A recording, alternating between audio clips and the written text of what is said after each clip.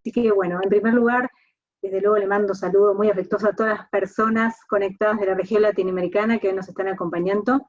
Espero se encuentren muy bien a pesar de este particular contexto epidemiológico que hoy nos toca atravesar. Aún así, y sin desconocer las penurias que este virus nos está dejando, creo que algunas cosas buenas están sucediendo. Por ejemplo, el mayor interés de las personas humanas por lo que sucede en el mundo virtual y también el foco que estamos poniendo en los enlaces y en los ecosistemas regionales que hoy nos permite, por ejemplo, llevar adelante este tipo de encuentros. Bueno, en segundo lugar, también agradecer a nuestras expertas invitadas de hoy, que nos van a acompañar y nos van a hablar de los aspectos técnicos sobre qué ocurre con los algoritmos y los sesgos de género en la programación de IA.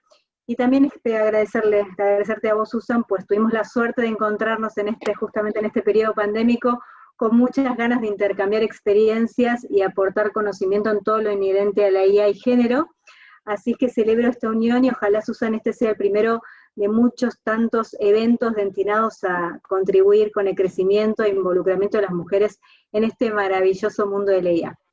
Dicho esto, el conversatorio de hoy pone el foco en uno de los temas que a mi entender es el más delicado a los que se enfrenta hoy la IA, los sesgos algorítmicos, en el caso de los de género me estoy refiriendo. ¿Por qué lo delicado del tema? Bueno, porque si tenemos en cuenta que la discriminación que de por sí padece el género femenino, le sumamos además desarrollos inteligentes discriminatorios, tenemos un problema enorme, porque la violencia contra las mujeres es un fenómeno grave, social y cultural, diferente por muchos otros tipos de violencia, tanto así que es una enfermedad de tipo pandémica, y en tal escenario no estamos en condiciones de ir improvisando o experimentando con desarrollos que repliquen y o profundicen desigualdades de género.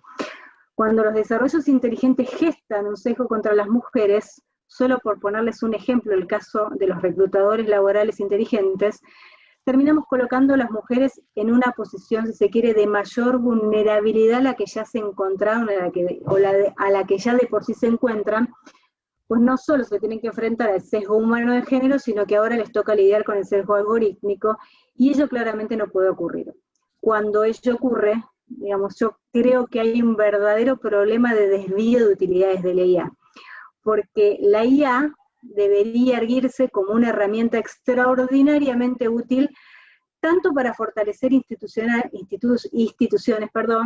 sino también para concretizar y favorecer las expectativas de las personas humanas, y no como una herramienta destinada a reforzar los sesgos culturales existentes. En este aspecto, pareciera que la solución al problema de los sesgos hoy depende de una decisión estratégica, esto es, de la selección de la técnica de IA más adecuada que permita cuanto menos la trazabilidad, la auditabilidad y la supervisión humana que actúan como especie de filtro a los sesgos, por el momento estoy hablando. Y es que precisamente por el momento, mayormente los sesgos detectados de género se relacionan con las técnicas de aprendizaje automático y su variable del aprendizaje profundo, que precisamente son las que carecen de estas variables que antes les comentaba. Desde luego que también hay que decir que los sesgos tienen lugar en todas las técnicas de IA, no solamente estas de caja negra, incluso de los de caja blanca, porque por ejemplo puede darse los casos de los equipos desarrolladores que carecen de adecuada formación y perspectiva de género, y por tanto, aún siendo desarrollo de caja blanca, el dato que de por sí está sesgado, producto de reflejar lo que de las vivencias de una sociedad, termina por circular y por filtrarse sin freno alguno por parte de estos equipos, facilitando con ello que se repliquen los estereotipos de género. Aún así, creo que por el momento la supervisión humana y la trazabilidad típicas de las técnicas de caja blanca son dos variables que por el momento parecen aminorar el problema. Desde luego, también hay que decirlo, el problema de los sesgos no se agota en los algoritmos de programación en back, sino que el trabajo de programación de front tiene también una función integradora y que debe tener también una mirada muy, muy especial en ese aspecto. Pensemos que aún, por ejemplo, sorteando los sesgos algorítmicos de la programación en back, tendremos un problema si luego la experiencia ofrecida a las personas usuarias del sistema refuerzan estereotipos de género, por ejemplo, con el uso inadecuado del lenguaje o de los colores. Por lo que también aquí deben tenerse los debidos y adecuados cuidados. Le digo el lenguaje y los colores solo por dar un ejemplo, podemos tener muchísimos problemas en lo que hace a la programación de front. Así que son dos cosas que tenemos que tener en cuenta porque de alguna manera se viene a complementar. Así es que, bueno, habiendo dicho estas palabras introductorias, bueno, les propongo sin más escuchar la opinión de las expertas programadoras para que desde sus experiencias nos cuenten cómo trabajan el problema de los sesgos de géneros en desarrollos inteligentes y qué hacen ellas para evitarlos. Bueno, por último les cuento que nos acompaña hoy, ella es la moderadora del evento de hoy. Les pueden ir formulando las preguntas en el chat para que luego de que abren las speakers podamos ir tomando las preguntas y respondiendo adecuadamente. Así que si les parece, le doy la palabra a Marisol, te doy la bienvenida y te escuchamos muy atentamente. Muchas gracias. Hola, pues me da mucho gusto estar aquí, me da mucho gusto estarlos viendo y me da mucho gusto este tipo de iniciativas que traen al centro este tema que es importante en este momento y que además sabemos que no es un tema que sea solamente una moda, una novedad. O sea, hay muchísimo dinero invertido en impulsar este tipo de tecnologías a todos los niveles y pues los métodos digitales, la inteligencia artificial está permeando en este momento en todas las áreas del conocimiento. Hay de verdad muchos cambios en cómo estamos operando y en cómo se produce el conocimiento al interior de las áreas. Y me parece que va a ser fundamental que se creen este tipo de redes para que podamos pensar juntos en los problemas que origina este tipo de tecnologías. Entonces, pues yo soy Marisol Flores, trabajo en la Universidad Nacional Autónoma de México, en la UNAM, en el campus de Morelia. Yo soy matemática de formación, pero durante mis estudios de posgrado fui orientándome al cómputo y a los algoritmos. Entonces pasé del área de cómputo científico al área de aprendizaje automático y al reconocimiento de patrones. Y en los últimos años empecé a notar noticias que tenían que ver con estos errores de algoritmos, como el bot de Microsoft que se volvió racista, o como capturas de pantalla publicadas por conocidos míos en Facebook, en donde las sugerencias de búsqueda para la palabra niños, por ejemplo, el buscador te completaba la búsqueda como niños chistosos bailando, pero cuando buscabas niñas, las búsquedas principales o las sugerencias de búsqueda eran cosas como niñas en calzones. Entonces, estas situaciones primero eran notas aisladas que se empezaban a ver en los diarios, y lo que me sucedió es que cuando empecé a buscar más información sobre este tipo de errores, fue de verdad como caer en la madriguera del conejo de Alicia.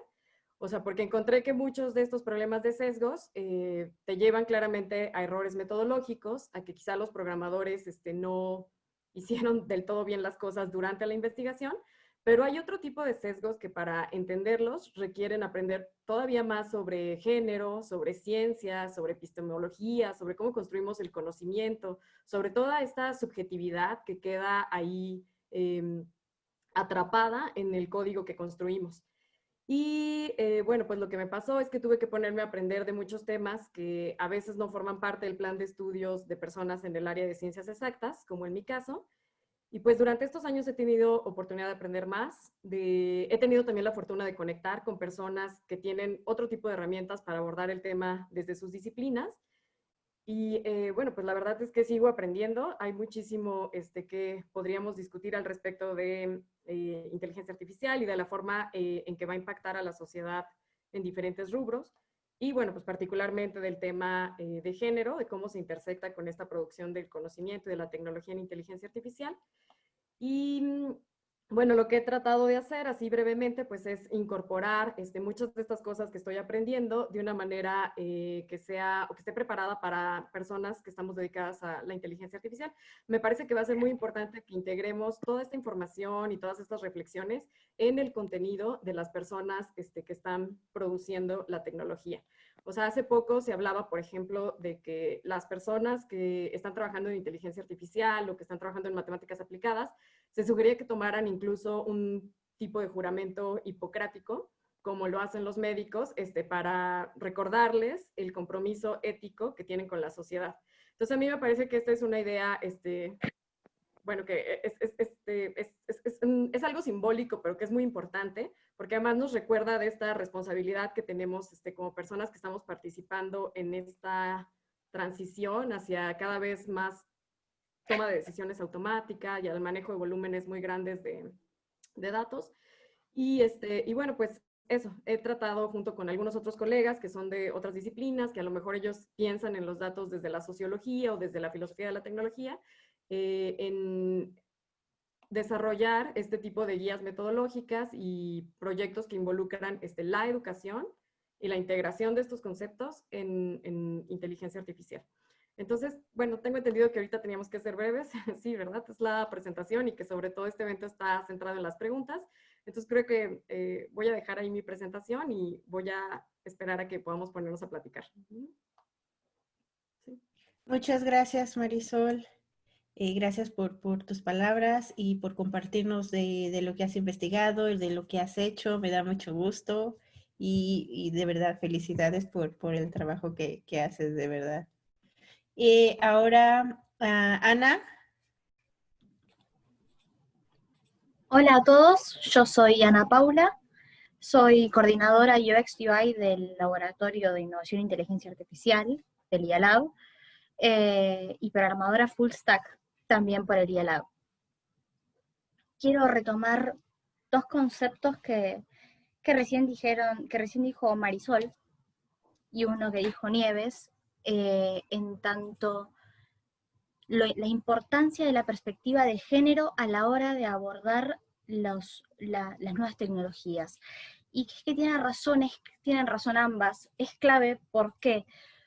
Porque hay muchas, las formaciones de las diferentes disciplinas no están debidamente abordadas desde una perspectiva de género. Quiero decir que muchas veces, como dijo Nieves, los errores se van repitiendo por la falta de interdisciplina en ese aspecto. Yo fui una de las encargadas de llevar a cabo, digamos, la programación del código de IMAP. IMAP es el producto estampa en género, digamos, del IALAB. Es el primer mapa inteligente de la representatividad de las mujeres en el sector público. En realidad yo también quiero ser breve a la hora de esta presentación y dejar espacio a las preguntas. Muchas gracias, Ana, por compartir y también por estar aquí y por sumarte a esta conversación. Pilar. Ya te vi. Hola, Pilar. Hola, Susan. Gracias a todos. ¿Qué tal? Sí, bueno, gracias a todos y todas por la participación y a ustedes también por convocar este evento. Siendo un poco breves al respecto, me gustaría empezar con una, digamos, con cierta reflexión. El asumir que no solo los algoritmos tienen sesgo y que el sesgo de género no solo es a partir del entrenamiento, es asumir que existieron creadores y existieron personas que trasladaron su sesgo humano al sesgo de los algoritmos. No solamente los algoritmos tienen sesgo, sino si es un modelo de entrenamiento, que es en el caso de inteligencia artificial, ese sesgo se traslada a partir de los datos. Y si las decisiones en los datos fueron tomadas por personas que tienen sesgos de género, entonces efectivamente estamos trabajando dentro de sesgos de género todo el tiempo. Lo importante de identificar el sesgo de género no solamente es señalarlo, sino también saber que se puede medir.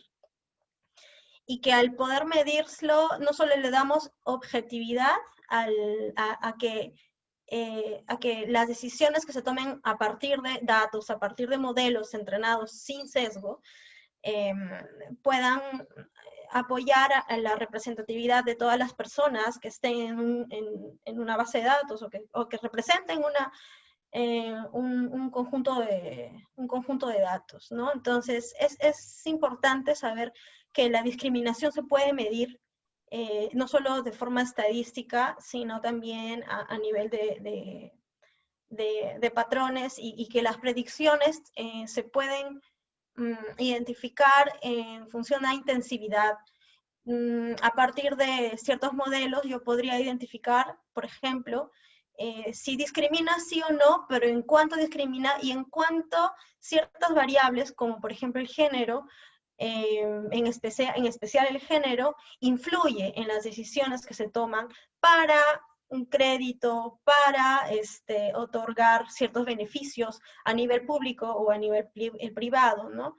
Entonces, desde que tenemos el sesgo de que en la academia y en lo que es ingeniería y en el desarrollo de algoritmos, en la parte computacional, solamente tenemos un punto de vista, o mayormente un punto de vista, que es el masculino, estamos invisibilizando también el punto de vista femenino. Eso ya es un sesgo físico, digámoslo así. Y si no solo no se tiene el enfoque de género al momento de la representatividad de quienes van a construir las herramientas, sino también de los datos y además de los modelos, pareciera que fuera un callejón sin salida. Pero mientras más conscientes seamos de que las personas que construyen los algoritmos, de que los datos con los que vamos a trabajar y los modelos estén libres de sesgo, en esa medida podemos hablar de inteligencia artificial del futuro, ¿no? Inteligencia artificial justa y respetuosa de la representatividad de los grupos. Muchas Bueno, gracias. yo quiero hacerle ya de entrada, tengo varias preguntas, pero no sé si, o sea, si alguno de los presentes quieren comenzar. Vamos a explicar un poquito la dinámica, mejor Nieves. Ese Dale. es como un conversatorio entre las speakers y el público, más allá de no como una conferencia. Queremos que el público también interactúe con cada una de ellas. Entonces, de acuerdo a lo que ya escucharon que ellas dijeron, de la introducción de Nieves, entonces, si tienen preguntas en específico, que puedan hacer, escríbanlas en el chat. Por aquí Carolina ya escribió un poco las instrucciones. Nosotros vamos a ir eligiendo las preguntas, entonces para que así vaya como haciéndose la conversación, haciéndose la plática, entonces podamos nutrirnos entre todos. Antes de empezar, Nieves, de que yo también tengo algunas preguntas ya. Me gustaría interactuar un poquito así rápido con la comunidad, que escriban en el chat. Ahora, bueno, dada la nueva normalidad, pues ya no es como networking, entonces face to face, ahora va a ser un networking virtual. Entonces, si pueden decir de dónde son, no sé su nombre, si han trabajado en temas de género o en temas de inteligencia artificial. Entonces me gustaría nos gustaría leerlos un poco antes de ya comenzar con las preguntas y todo pues pueden publicarlo en el chat. No sé quién dice yo primero. Entonces, para poder interactuar un poco con la audiencia.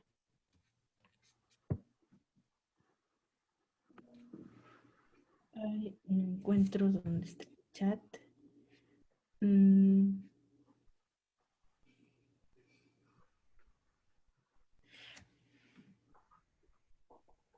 Belén Ahí tiene. Sánchez está bien. Valeria Loredo dice, wow, me siento orgullosa por su trabajo, felicitaciones, soy estudiante de biología en la UNAM y sigo paso a paso a la comunidad. Me interesa la perspectiva de género y cómo esto puede ayudar a la humanidad. Bueno, Valeria, muchas gracias, bienvenida. Gracias a las primeras valientes por animarse a participar y interactuar en el chat. También me mandaron un mensaje, pero es privado. María Manuela Palacio, hola, primero, qué evento tan interesante. Yo quisiera conocer acerca de las metodologías que conocen que han funcionado para la medición. Bueno, ya ahorita vamos a la parte de las preguntas. Ivette Sánchez, bienvenida.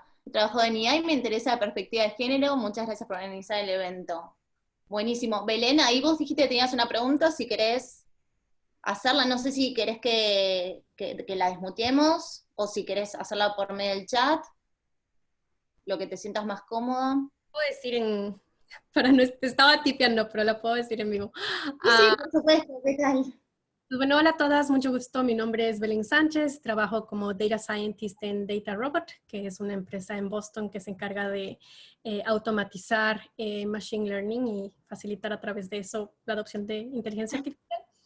Y yo creo que una de las reflexiones que yo he venido teniendo últimamente es que no necesariamente la inteligencia artificial está funcionando terriblemente, sino que está más bien exponiendo problemas que ya existen en los sistemas humanos que están detrás y que están generando los datos, como bien decían algunas de ustedes.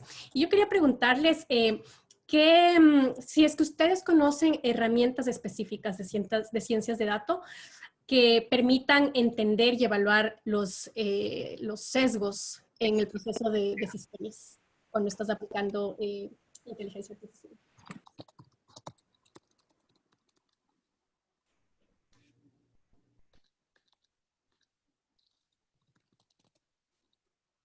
Marisol o Pilar, si quieren. Sí, opinamos, nada más así abrimos el micrófono. Ok. Bueno, yo quería comentar, Belén, creo que tienes toda la razón. Creo que estos problemas existen y no podemos culpar nada más o responsabilizar solamente a la tecnología por ellos, pero sí me parece muy importante ver la forma en que la tecnología tiene el potencial de amplificar estos problemas que ya existían. Y hay muchos problemas en donde si cambias la escala del problema, cambia también la dinámica, o sea, todo funciona como un sistema. Creo que parte del trabajo que se tiene que hacer precisamente para transversalizar la perspectiva de género es ver cómo unas variables interactúan con otras. Entonces, en este caso, confiar en esta automatización, pues sí hace más grave el problema, porque no es, o sea, estos sesgos culturales que tenemos no es lo único que está en juego aquí. O sea, precisamente algunos de los problemas que vemos y que tienen que ver con sesgo algorítmico, como les decía, tienen que ver con la metodología. Y quizá eso se pueden corregir si nos acostumbramos a pensar en los datos como parte del modelo y nos involucramos en examinar los datos desde antes de estar construyendo nuestros algoritmos, ¿no? O sea, como entender que ahí ya hay un punto de vista, eso puede ser muy útil. Entonces, respecto a lo que tú comentas, sí existen estas guías metodológicas. Yo conozco, por ejemplo, este grupo que ha desarrollado una buena parte de las herramientas que se utilizan en inteligencia artificial, el grupo de FastAI. Ellos tienen una página súper buena donde tienen como estas guías de preguntas que conviene que hagas cuando estás iniciando algún proyecto que tiene que ver con datos o con inteligencia artificial. Si quieren, ahorita les comparto la página. Pero, por otro lado, y aquí quisiera empezar a platicar con Pilar, me parece que otra parte de el sesgo que vemos tiene que ver con esto que les comentaba sobre epistemología, sobre cómo concebimos lo que se puede y lo que no se puede hacer con estas herramientas y la producción en sí del conocimiento. Por ejemplo, me llama la atención que Pilar, para hablar del problema de sesgo de género, nos habla de esta posibilidad de medir y de decir objetivamente que existe el problema. Y a mí me parece que deberíamos de ser cuidadosos con eso, porque creo que justamente parte del problema que estamos enfrentando viene de esta concepción de que solo lo que se cuenta importa y de que solo lo que se mide es lo que deberíamos de estudiar y de que podemos hacer ciencia objetiva. Y en este caso, quizá para empezar el debate, yo quisiera plantear que una de las herramientas que se proponen, digamos, desde la filosofía de la ciencia es este reconocimiento de que en realidad nunca somos objetivos, no solamente en los algoritmos, sino en general. O sea, las personas ya tenemos un punto de vista muy situado en el mundo y quizá una de las cosas importantes que deberíamos integrar a nuestra labor es, pues en lugar de negar esa subjetividad, como factorizarla, ¿no? Integrarla en el modelo y tener cuidado con ella.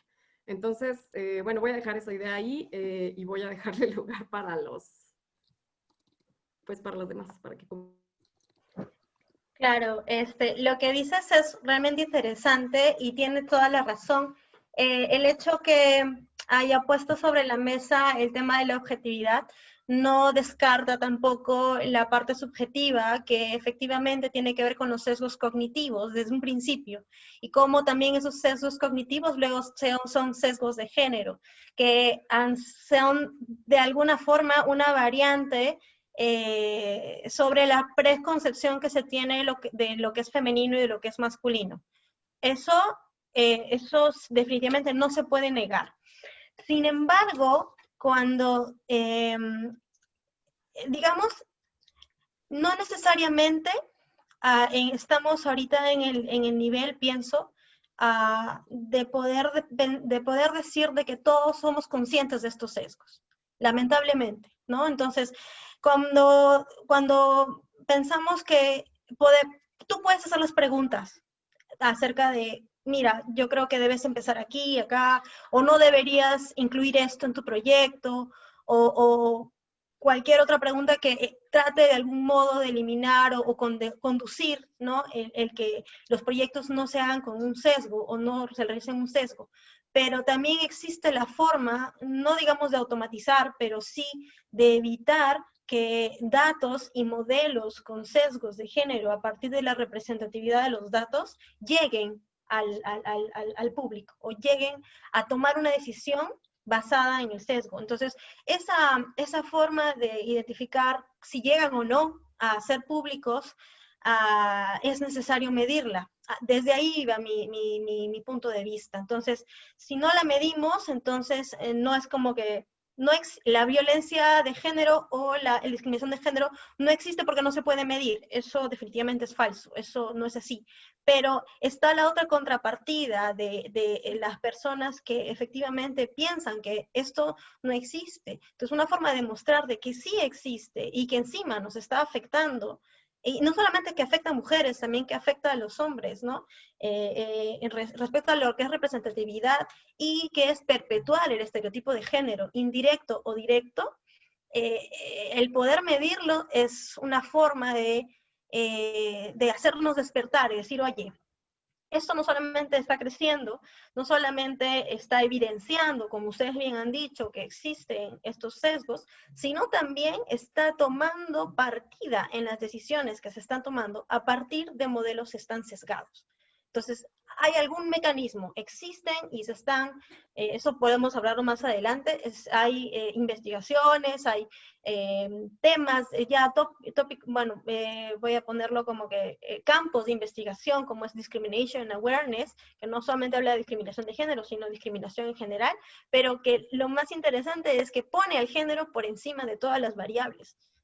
Porque la transversalidad interseccionalidad, de otras variables, también, si yo no tengo la preconcepción de cuáles podrían ser esas otras variables interseccionales, como son, por ejemplo, origen, idioma, y otras cosas que no son iguales incluso entre las mujeres, entonces, y eso además lo podemos medir, me parece que es importante mostrarlo de esa manera, pero estoy completamente de acuerdo con ustedes que es necesario también abrazar esa subjetividad para poder darnos cuenta, poco a poco, claro está.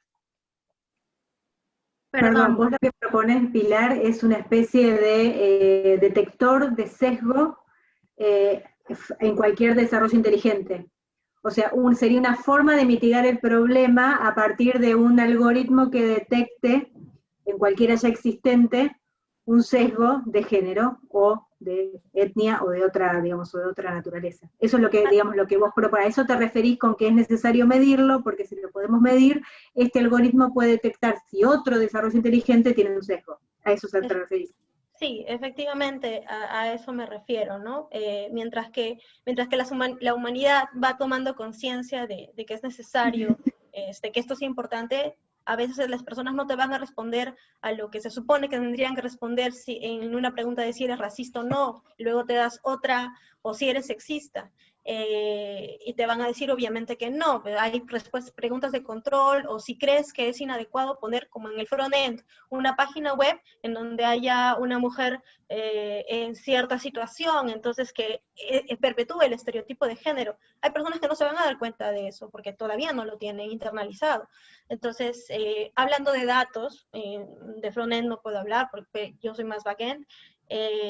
Hablando de datos, es posible medirlo como para decir, bueno, no te quieres dar cuenta o no te das cuenta aún, es posible medirlo para poder evidenciarlo, ¿no? Sí. ¿Y vos lo desarrollaste este algoritmo, Pilar?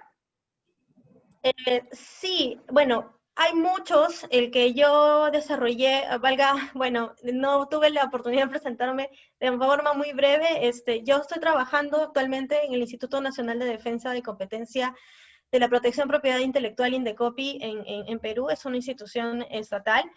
pero antes de eso estamos desarrollando algoritmos para procesamiento del lenguaje natural, que nos ayuden a procesar información, peor ahora con el COVID, que ha incrementado y que es imposible manejar esta información de forma manual. Pero previo a esto yo estoy haciendo mi tesis de doctorado, y una de las áreas era justamente, una de las partes era justamente identificar estos sesgos, o más que el sesgo, ver si era posible mapear las variables que incrementan vamos a decirlo, que incrementan la forma de decisión dicotómica de algunas cosas, ¿no? Entonces, si yo soy un hombre que vivo en tal zona y gano tanto, independientemente de si tengo buen historial crediticio o no, debería darse el banco debería dar una decisión para otorgarme un crédito o no, ¿no? Pero si soy una mujer en las mismas condiciones, en teoría deberían darme la misma oportunidad. Resulta que basadas en decisiones humanas de evaluaciones de crédito, eso no sucede. Entonces, si esos datos ya tienen ese sesgo y yo entreno un algoritmo de inteligencia artificial con eso, como ustedes dicen, va a haber el sesgo. Pero ¿qué pasa si yo formo reglas en las cuales digo, sí, esto sucede y esto también, y voy aumentando el número de elementos, y yo quiero detectar, como en una regresión lineal, por un modelo muy sencillo, ¿no? Una regresión lineal, ¿cuál de todas las variables es la que influye en la decisión final? Entonces yo podría detectarlo a partir de la variación de esas variables, ¿no? Entonces el algoritmo que yo utilicé fue basado en la lógica difusa, que es una forma continua, ¿no? De evaluar de forma continua, y eso Marisol también, de hecho, lo conoce mucho más que yo, de forma continua el grado de pertenencia o la membresía de un valor, de una variable, de su valor a respectiva clase, ¿no? Entonces, no solamente si pertenece a la clase o no, sino en qué medida, y eso podría ser interesante para poder tomar una decisión. Esta variable es discriminatoria, ok, pero dígame en qué medida, y mediante algoritmos también de inteligencia artificial es posible identificar si es que saltó o no, hay una diferencia, y se está beneficiando más a un grupo que a otro. Existen otros algoritmos más, el que yo desarrollé está basado, como les digo, en la matemática difusa, o la lógica difusa, pero existen otros más, ¿no? Perfecto, Tienes gracias. toda la razón. Sí, o sea, me parece súper valioso que precisamente se utilicen estas herramientas para visibilizar estos problemas, ¿no? Y sí. Sí. Muy bien, bueno, pasamos a otra pregunta del público. En este caso es Gabriela, que pregunta, ¿cómo podemos darnos cuenta de que un algoritmo está sesgado si solo vemos los resultados que produce?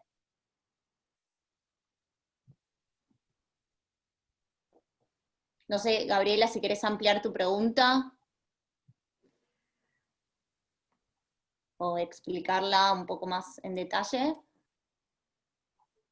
Está muteada, Gabriela. Así en audio. Ya ¿La desmuteás? sí, ya le hice la pregunta para... No me escuchan, ¿no? Estoy muteada. Ahí sí. Ahora sí. Ahí sí. Ahí Estamos. Hola, ¿qué tal? Un placer. Sí, la pregunta es simple, es concretamente, en la medida que vamos trabajando con algoritmos, cómo podemos ir advirtiendo que ese algoritmo va arrojando sesgos, cuando en definitiva lo que vemos es un resultado. Digamos, ¿cuáles serían las señales que podrían hacernos dar cuenta de que ese algoritmo va a arrojar un resultado con sesgo?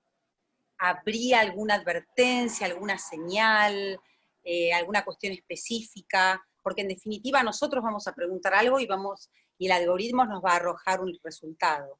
Pero en el intermedio, digamos, en el proceso, ¿podríamos advertir que este algoritmo tiene sesgos? Tal vez es una pregunta un poco abierta, pero se me ocurre que, digamos, que nos puede pasar, que es algo simple, digamos, que te puede ocurrir en cualquier momento. No sé si es clara.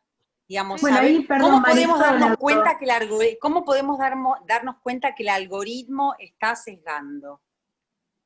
Si en definitiva lo que vamos a ver es un resultado, ¿cómo podríamos advertirlo? ahí Marisol habló de guías metodológicas. ¿Querés ampliar, Marisol? Sí, Ah, pues me parece una cosa muy importante es, como les decía, entender que el modelo empieza desde los datos. Los datos tienen como esta reputación de ser súper objetivos porque son números o porque son datos, pero en realidad los datos no están libres en la naturaleza. O sea, somos humanos los que decidimos qué cuenta, cómo se cuenta y o sea, cómo se forma esa base de datos en la que después se va a basar la decisión que el algoritmo está tomando.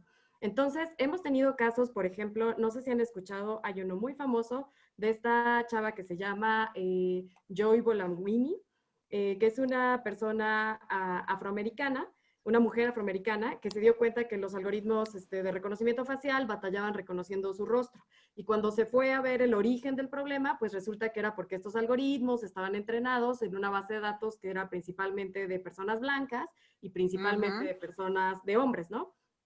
Entonces, en ese caso es a lo que me refería con errores metodológicos. Eso se pueden evitar si conscientemente, desde que estás trabajando en tu algoritmo, tratas de ver cómo está la representación, sobre todo de grupos que históricamente han sufrido discriminación, ¿no? Sobre todo de las minorías.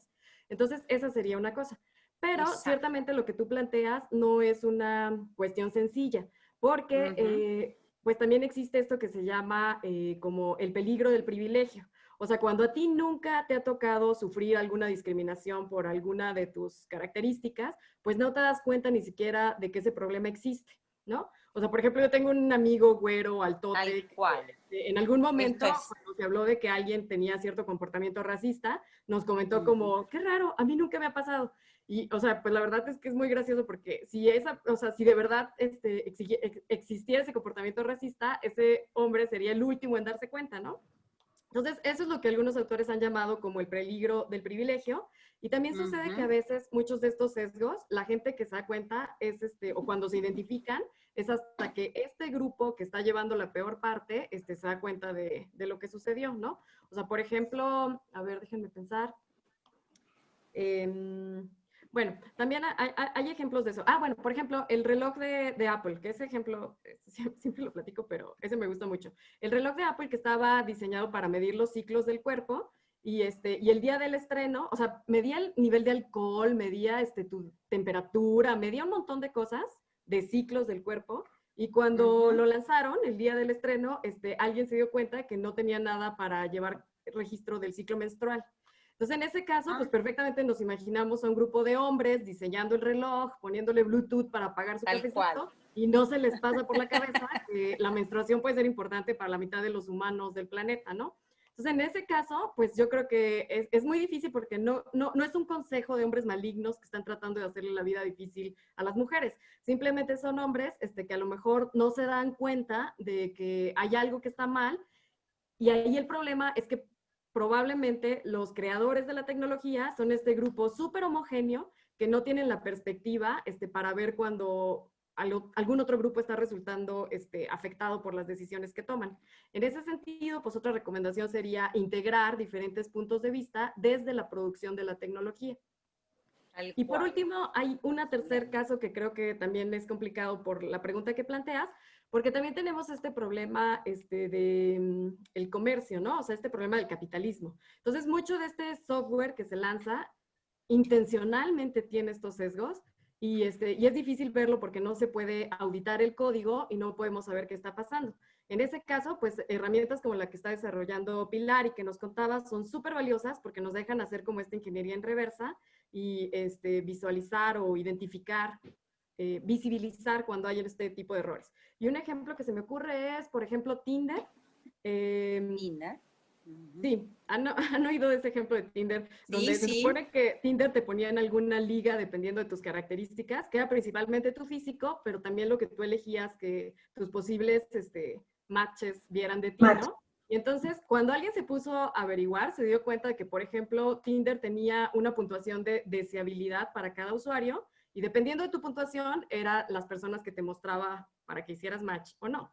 Entonces, pues resulta que alguien se puso como muy necia bien a exigir que le dijeran cómo estaba funcionando el algoritmo, que le dieran sus datos, y entonces salió a la luz que, por ejemplo, en ese índice de deseabilidad, tener, por ejemplo, un posgrado era algo bueno para los hombres, eso te daba más puntos, pero para las mujeres era algo negativo, eso te restaba puntos, porque las mujeres más deseables, pues a lo mejor son más guapas, pero con menos educación, o ganan menos que los hombres con las que hacían el match, ¿no? Entonces, por ejemplo, ese tipo de sesgos es súper difíciles hasta que hay organizaciones que se ponen a exigir como esta transparencia en los datos, o hacer ingeniería inversa, o algo como lo que nos comentaba Pilar. Muchísimas gracias, Marisol. Muy interesante todo lo que decís. Súper clara, buenísimo, que ya te contestaron la pregunta. Gabriela, ¿conforme con la respuesta? Ay, ya creo que ya le puse mute, entonces... Bien. Está bien, no te preocupes. Seguimos acá. Ivette hace una pregunta para Ana, que hace unos minutos puso en el chat que desde el IALAB forman equipos interdisciplinarios que curan las bases de datos, y es así como se puede dar cuenta de si los datos crudos fueron creados desde una lógica heteronormativa. Entonces, Ivette, a raíz de eso que vos pusiste en el chat, Ana te pregunta, ¿cómo curan las bases de datos? Si le podrías recomendar alguna referencia, y que su pregunta va hacia a cómo nos aseguramos de incorporar diversidad cuando hacemos entrenamiento en especial no supervisado. Ya le permití que si quiere ella decirlo de manera Ivette. Ah, sí, sí. Muchas gracias. Realmente Carolina ya expresó todo lo que, o sea, mi duda más bien es si tienen alguna referencia, porque en especial cuando hacemos entrenamiento pues no supervisado, pues estamos confiando de alguna manera en los datos, y como mencionaba Marisol, ¿no? Podamos tener ahí nuestros propios sesgos que pensamos que sí estamos incorporando toda la información necesaria, digamos como datos crudos, y probablemente no. Entonces me llamó mucho la atención que Ana Paula decía que tenían equipos interdisciplinarios que curaban las bases. Entonces me gustaría saber como que qué procedimientos siguen, ¿no? En realidad, en lo que sería lo público, no podemos utilizar procedimientos de caja negra, porque eso complicaría la trazabilidad y la auditabilidad de los datos. Nosotros nunca utilizamos eso por cuestiones éticas. Siempre fue supervisado. En otros proyectos hemos utilizado Machine Learning supervisado. Y en el curado de las bases de datos, en realidad, se arman pool de profesionales, digamos, psicólogos, abogados, psicólogos obviamente con formación de género, y abogados con orientación de género, entre otras disciplinas que miran los datos. En el caso de IMAP, lo que nosotros nos encontramos es que en las bases de datos no hacía ninguna referencia al género. Caro, de hecho, participa de ese curado de bases, digamos, y no hay ninguna referencia. Entonces eso nos complicaba mucho a la hora de ver, bueno, el cupo femenino para las organizaciones públicas, ¿se está cumpliendo? El cupo trans, al no tener esos indicadores, no podemos respondernos esas preguntas. Claro, lo que conversamos justamente ayer con Ana es que nosotros, o sea, IMAP es una plataforma, es un chatbot que se vale de bases de datos públicas, ¿no? Publicadas por las instituciones, por las páginas web de las instituciones oficiales, y nos encontramos con que las bases de datos de los empleados, ¿no? Que forman parte de esa nómina, eran binarias, ¿sí? Entonces estaban identificadas por el género, pero el género que establece la ley hoy día, que es género masculino o femenino. Entonces ahí está el tema, ¿no? Del sesgo, y lo que comentaba también Pilar, de que principalmente hay que primero ordenar y tratar de prolijar lo que son las bases de datos para que después ese sesgo no lo replique el algoritmo, y que justamente no lo replique el producto. Entonces, muchas veces a los equipos, ¿no? Que son interdisciplinarios de distintas áreas, y mismo que están, ¿no? Que tienen perspectiva de género, nos pasa que llega un momento que hay decisiones que nos exceden, como esto, ¿no? Que es una cuestión de normativa federal o local en el caso concreto. Así que, pero es muy interesante, o sea, también parte de cambio social y cultural muy importante. Ivette, para ampliar un poco lo que viene diciendo Ana y Caro, con quien trabajamos, las conozco porque están dentro del proyecto de IMAP, es que nosotros llamamos ese proceso de curación de datos gobernanza de datos, ¿sí? Es la pata más importante del proceso de desarrollo de IA. Digamos, sin gobernanza de datos no se puede seguir avanzando. Es como si te dijera el ABC de la cocina, o sea, es la cocina, del desarrollo. Gobernar datos es, si se quiere, es una herramienta que sin ella no podés tomar decisiones estratégicas. Por ejemplo, ¿cuál es la técnica más adecuada de IA que se adopte a tu proyecto? Y otra cosita que te escuché y que me gustaría aclarar es que nunca podés confiar en el dato. ¿Y por qué nunca podés confiar en el dato? Porque todo dato está sesgado. ¿Por qué todo dato está sesgado? Pero, ¿por qué? Porque bienvenidos a los 10.000 años, digamos, de cultura, de patriarcado, en donde, te cuento, literatura, mitología, religión, cine, todo lo que vos digamos, con lo que habitualmente interactúan las personas humanas, tiene el sesgo de habernos desarrollado durante los últimos 10.000 años en este proceso. Entonces nunca podemos confiar en el dato, porque el dato per se está sesgado, solo que algunas personas humanas todavía no advierten que hay un sesgo. Entonces es muy difícil, porque esto es justamente parte de digamos, de la necesidad de sensibilizarnos en que tenemos un problema y que estos problemas generan violencia contra las mujeres. Entonces nada, simplemente esto, y no quiero ganar más tiempo, así que bueno, no sé si Beth responde un poco la pregunta. No, sí, muchísimas gracias. Luego les contacto para que me digan cómo tienen toda esa estructura así de abogados con perspectiva de género y muchas cosas que todavía... Y no abogadas. Por favor, sí. Bien, acá Gabriela está haciendo una pregunta que se relaciona un poco con lo que plantea Ariel, que tenía mucho interés en traerlo a la mesa de debate. Gabriela pregunta qué criterios utilizaríamos para la elección de personas encargadas de controlar algoritmos, ¿no? Y ya un poco estamos hablando de personas de distintas disciplinas, siempre, sí o sí desde base, con perspectiva de género.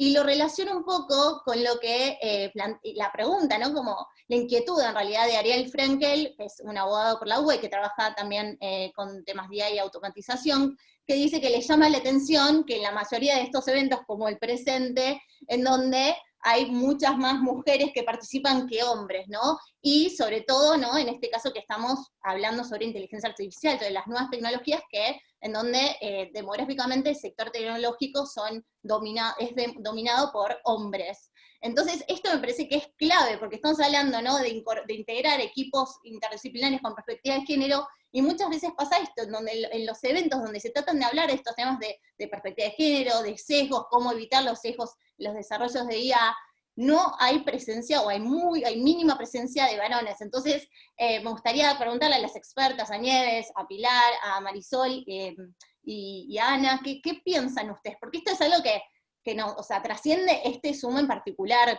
trasciende, de hecho, la temática, y es algo que se lo plantean todas las mujeres que realizan eventos de esta índole, ¿no? Para hablar de estos temas, de la violencia de género, la perspectiva de género y demás. ¿Qué piensan? ¿En qué estamos fallando? ¿Qué podríamos hacer para mejorar y que haya mayor participación de varones? ¿Será la forma en que comunicamos los eventos? ¿Qué les parece? Yo creo que acá lo primero que quizás tenemos que aclarar es que cuando hablamos de equipos multidisciplinarios con perspectiva de género, no nos estamos refiriendo a la participación de mujeres, de varones, o sea, me parece que esto hay que aclararlo, porque les cuento, nosotros también participamos habitualmente, o sea, las personas humanas, la mitad varones y la mitad mujeres en general, digamos, me refiero a binario, pero obviamente que hay otros colectivos. En general participamos, interactuamos, obviamente al principio era cuestiones solo de varones, luego las mujeres nos pudimos meter, pero no se trata solamente de la presencia de género femenino y masculino, va mucho más allá, es un verdadero cambio cultural. Cuando hablamos de equipos multidisciplinarios nos estamos refiriendo a personas que se nutren de educación formadas en la problemática de la violencia de género, la problemática de los estereotipos o roles de género. Es mucho más complejo, no se trata solo de voy a armar un equipo y convoco a 3 varones y a 3 mujeres, es mucho más profundo, es un cambio cultural. Dicho esto, Luciana, si querés contar vos. Sí, igual, o sea, quiero ser clara en esto, o sea, coincido con vos, Nieves, pero justamente esos espacios en donde en este caso los varones podrían aprender, ¿no? Sobre perspectivas de género, sobre la violencia, sobre la discriminación, son minoría. Entonces, ¿cómo ellos van a capacitarse? ¿Cómo ellos van a ser los futuros, ¿no? Que de hecho ya son los creadores y los desarrolladores de estos productos de IA. y que no se capacita, o sea, ¿qué es lo que está faltando? O quizá, si vos querés, Ariel, si nos podrías comentar o hacer una propuesta de qué es lo que te parece, cuál es tu punto de vista, ya que te llamó la atención esto, ¿no? La falta de presencia de varones en estos seminarios y conversatorios. Creo que es coyuntural. El problema es que es coyuntural. Por más buena difusión que se haga, mi experiencia por lo menos en todo lo que fueron este tipo de cuestiones, es que siempre es, acá creo que somos 4 varones, si estoy contando bien. Entonces, es como algo que se repite y que se hace bola de nieve, y al fin y al cabo, como decía, demográficamente, hoy en día somos los que lideramos el sector tecnológico. Y que en realidad no pasa solo en el sector tecnológico, sino que es un reflejo de lo que pasa en otros estratos de la sociedad y en otros sectores. Quizás el desinterés por lo que tenemos por decir, o sea, quizás el desinterés por lo que las mujeres tienen para decir en el aporte tecnológico. Esto hay que decirlo también. Quizás suma más que haya un varón como speaker en el área tecnológica que todas mujeres, porque ¿qué tenemos que decir las mujeres en el campo tecnológico si históricamente ha sido un campo que es para los varones? Entonces también es una cuestión, si se quiere, es un estereotipo, que las mujeres no nos dedicamos a esto. Y entonces, ¿qué tenemos que hacer en este tipo de eventos? ¿Por qué no hay varones como speakers? Esto es digamos, si se quiere, esta es la explicación más, si se quiere, más honesta que encuentro a que por qué no hay varones. Bueno, porque claramente quizás no hay mucho interés en qué tenemos que decir las mujeres en esto. Y por esto es que hay mucha discriminación positiva, cuando me quiero con discriminación positiva, por eso la necesidad de que el Estado tenga que mandar a capacitar obligatoriamente a tanto varones como mujeres, y más a los varones, porque nos estamos dando cuenta de esto, de que no hay conciencia del problema, y bueno, y quizás al no haber conciencia del problema, pues las mujeres entonces seguimos haciendo agua en este tipo de eventos. Claro, podría ser una solución esto de generar mayores campañas, por supuesto desde el Estado para que sea más imperativo, esto que escuché hace poco de, bueno, querés renovar tu licencia de conducir o sacar la licencia de conducir, bueno, una de las capacitaciones que tenés que hacer, te cuento, es de género, en perspectiva de género, que me parece buenísimo porque parecería ser la única forma, porque voluntariamente quizás no se prestan a este tipo de capacitaciones. Así que, bueno, muchas gracias, Ariel. Agregar Sí, un poco dentro de la experiencia que se tiene desde Women in AI, a pesar de que somos una comunidad global de mujeres, esto no solo pasa en América Latina, sino a nivel global, temas específicos que se hablan de temas hacia mujeres, siempre la representación de los hombres es nula. De verdad, es nula. Yo admiro a los hombres que de verdad aportan y que de verdad contribuyen a la misión de cada una de las vertientes o de estas pláticas que tienen que ver con género o que tienen que ver con mujeres, porque principalmente entonces algo que nosotras hemos detectado que cuando se suman hombres, más hombres, y tienen como esa iniciativa de quererse sumar también. A veces no se suman porque ellos consideran que piensan que es un movimiento de las mujeres, entonces es bueno, es solo de las mujeres, nosotros no tenemos nada que ver, pero no es cierto. O sea, porque entonces cuando también se suman los hombres, ahí también puede cambiar ese chip dentro de lo que se piensa, de los estereotipos que lo decía Nieves, y sobre todo en América Latina es todavía más complicado que a nivel mundial, porque sobre todo en América Latina, bueno, tenemos la brecha de participación laboral más grande, o sea, es de las más altas en el mundo. Entonces, por ahí no empieza con que la expectativa y los estereotipos sociales y culturales sobre lo que se piensa de los roles de las mujeres, ¿no? Que las mujeres son en la parte de para cuidar y la parte, ¿no? de ciertas cosas específicas y los hombres de construir, de liderar. Entonces, yo creo que también son estereotipos y con ciertas investigaciones que yo también he hecho a nivel Latinoamérica, no son los mismos estereotipos, por ejemplo, en México, que tenemos más remarcados ciertos problemas de género, que en Argentina, que yo a ustedes los he visto que hay un poquito más de apertura. Entonces, sigue siendo todavía un reto, no es de, entonces si hay más difusión, no es que, sino que realmente se encuentren hombres que quieran sumarse y que de verdad quieran decir, me interesa, porque solo así es como nosotros hemos detectado que ha podido ayudar que más hombres quieran unirse a la misión, quieran participar más y quieran contribuir también. Entonces, es poco a poco, es cultural, este movimiento es como todavía hay muchos paradigmas, todavía hay muchos, ahora sí, sesgos, valga la redundancia, sesgos culturales y de pensamiento que ya trae arraigado desde hace muchísimos años, que es poco a poco. Entonces, bueno, por algo se comienza.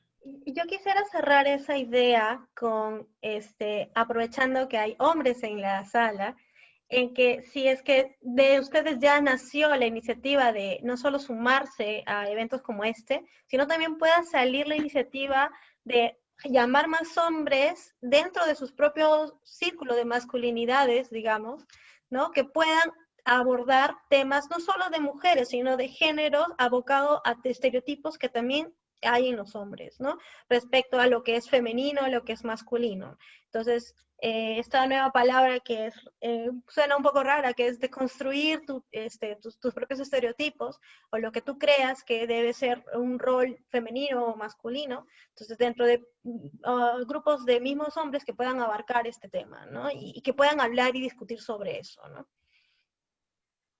Sí, solo yo me gustaría agregar, hay, digamos, esto de forma parte de la falta de legitimación, que quizás, que por eso que no hay poca convocatoria.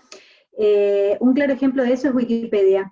Wikipedia solamente tiene el 18% de mujeres en ciencia que están y constan, y por eso una empresa muy interesante, una startup muy interesante es Quicksilver, es un algoritmo que ayuda positivamente a que detectar los mismos, si se quiere, los mismos caracteres que toma Wikipedia para incorporar a los hombres en ciencia, los utiliza para detectar a las mujeres e incorporarlas. Así es que, digamos, entrenamientos como estos o algoritmos de esta naturaleza suman un montón para justamente visibilizar que las mujeres en este tipo de disciplinas también tienen mucho para dar, solamente que, bueno, digamos, hay que ayornarse y hay que acostumbrarse, ¿no?, a que las mujeres empecemos a hablar de este tipo de cosas que normalmente hablan los varones.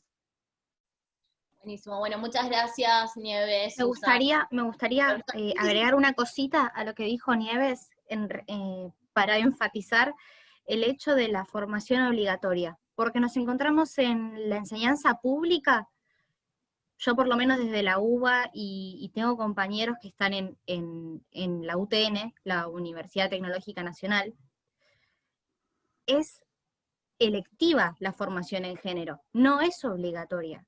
Y debería ser parte del plan de estudios universitario, y si nos ponemos un poquito más finitos también del secundario, o sea, de la formación preuniversitaria. ¿Por qué? Porque nosotros, las personas, somos los que traemos de base algunos sesgos, entonces es importante ver cómo desde la lógica de privilegio a nosotros se nos imprimen ciertas significaciones que terminamos reproduciendo, porque podemos hablar de machine learning y podemos hablar de los sistemas, pero detrás de los sistemas hay personas que los programan y que son los que perpetúan esos sesgos. Entonces, verlos de esa lógica de darnos cuenta dónde cometemos los errores o dónde estamos replicando ciertas lógicas de otros, es donde podemos empezar. Totalmente, coincido 100% con todo lo que aportaron. Muchísimas gracias a las 4. Y bueno, seguimos con las preguntas, que ya se están animando más valientes. Bien, Claudia pregunta, ¿hay países que regulen, examinen de forma obligatoria los modelos de IA? ¿Sería directo en los modelos y tecnologías de IA? ¿O en realidad deberíamos partir desde incluso las decisiones que incluso sin tecnología de IA ya son sesgadas? Bueno, ahí, perdón, ¿no? Digamos, ahí está todo, digamos, Europa está muy avanzada, la SOCDE, digamos, tienen mucha interferencia y ya están, digamos, trabajando con todas las reglamentaciones que tiene que ser el uso de la ética digamos, de la inteligencia artificial, lo que incluye, lógicamente, los aspectos de género. Así que Latinoamérica en ese sentido está muy por detrás de lo que está avanzado Europa. Europa está en otro canal, mismo lo que decía Ana recién, ellos reciben, por ejemplo, España recibe desde jardín de infantes, modelos de aprendizaje, digamos, para justamente no desarrollar sesgos de género, y eso se va, digamos, los acompaña durante toda la enseñanza. Así es que, bueno, nada, lo que yo tenga conocimiento, no sé si alguna otra, digamos, son muy interesantes leer la SOCDE y las últimas reglamentaciones digamos, de Europa sobre el uso adecuado o responsable de la IA. Gracias, Nieves. ¿Alguien más quiera aportar a la pregunta? Nada, estoy de acuerdo con Nieves y además, o sea, quería decir que de las dos cosas que en la pregunta se proponen, o sea, si debería regularse o debería de ser desde las decisiones que incluso sin tecnología ya son sesgadas, me parece que no están peleadas las opciones, o sea, que de hecho la única oportunidad que tenemos de que esto cambie es que pensemos las cosas como un sistema y, o sea, por un lado, sí totalmente debería de haber regulación y debería quizá implementarse esta idea de que existiera la posibilidad de auditar algoritmos.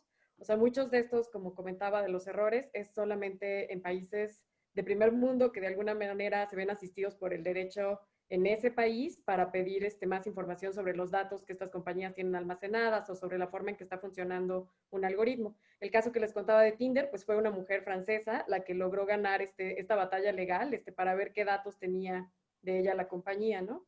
Pero por otro lado, pues igual no vamos a cambiar las cosas y como ustedes dicen, no empezamos a visibilizar estos problemas y a educar a la sociedad distinta, ¿no? O sea, sí tiene que venir de un cambio cultural.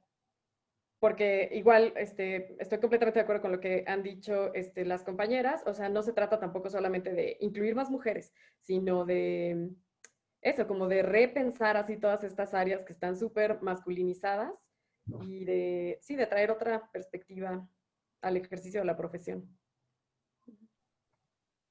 Perfecto, muchas gracias, Marisol. Bueno, seguimos con las preguntas. Acá Teresa dice, ya vimos que el sesgo se traslada a los modelos a partir de los datos, pues reflejan las formas de pensar y casos específicos dichos, computados por personas con estereotipos específicos.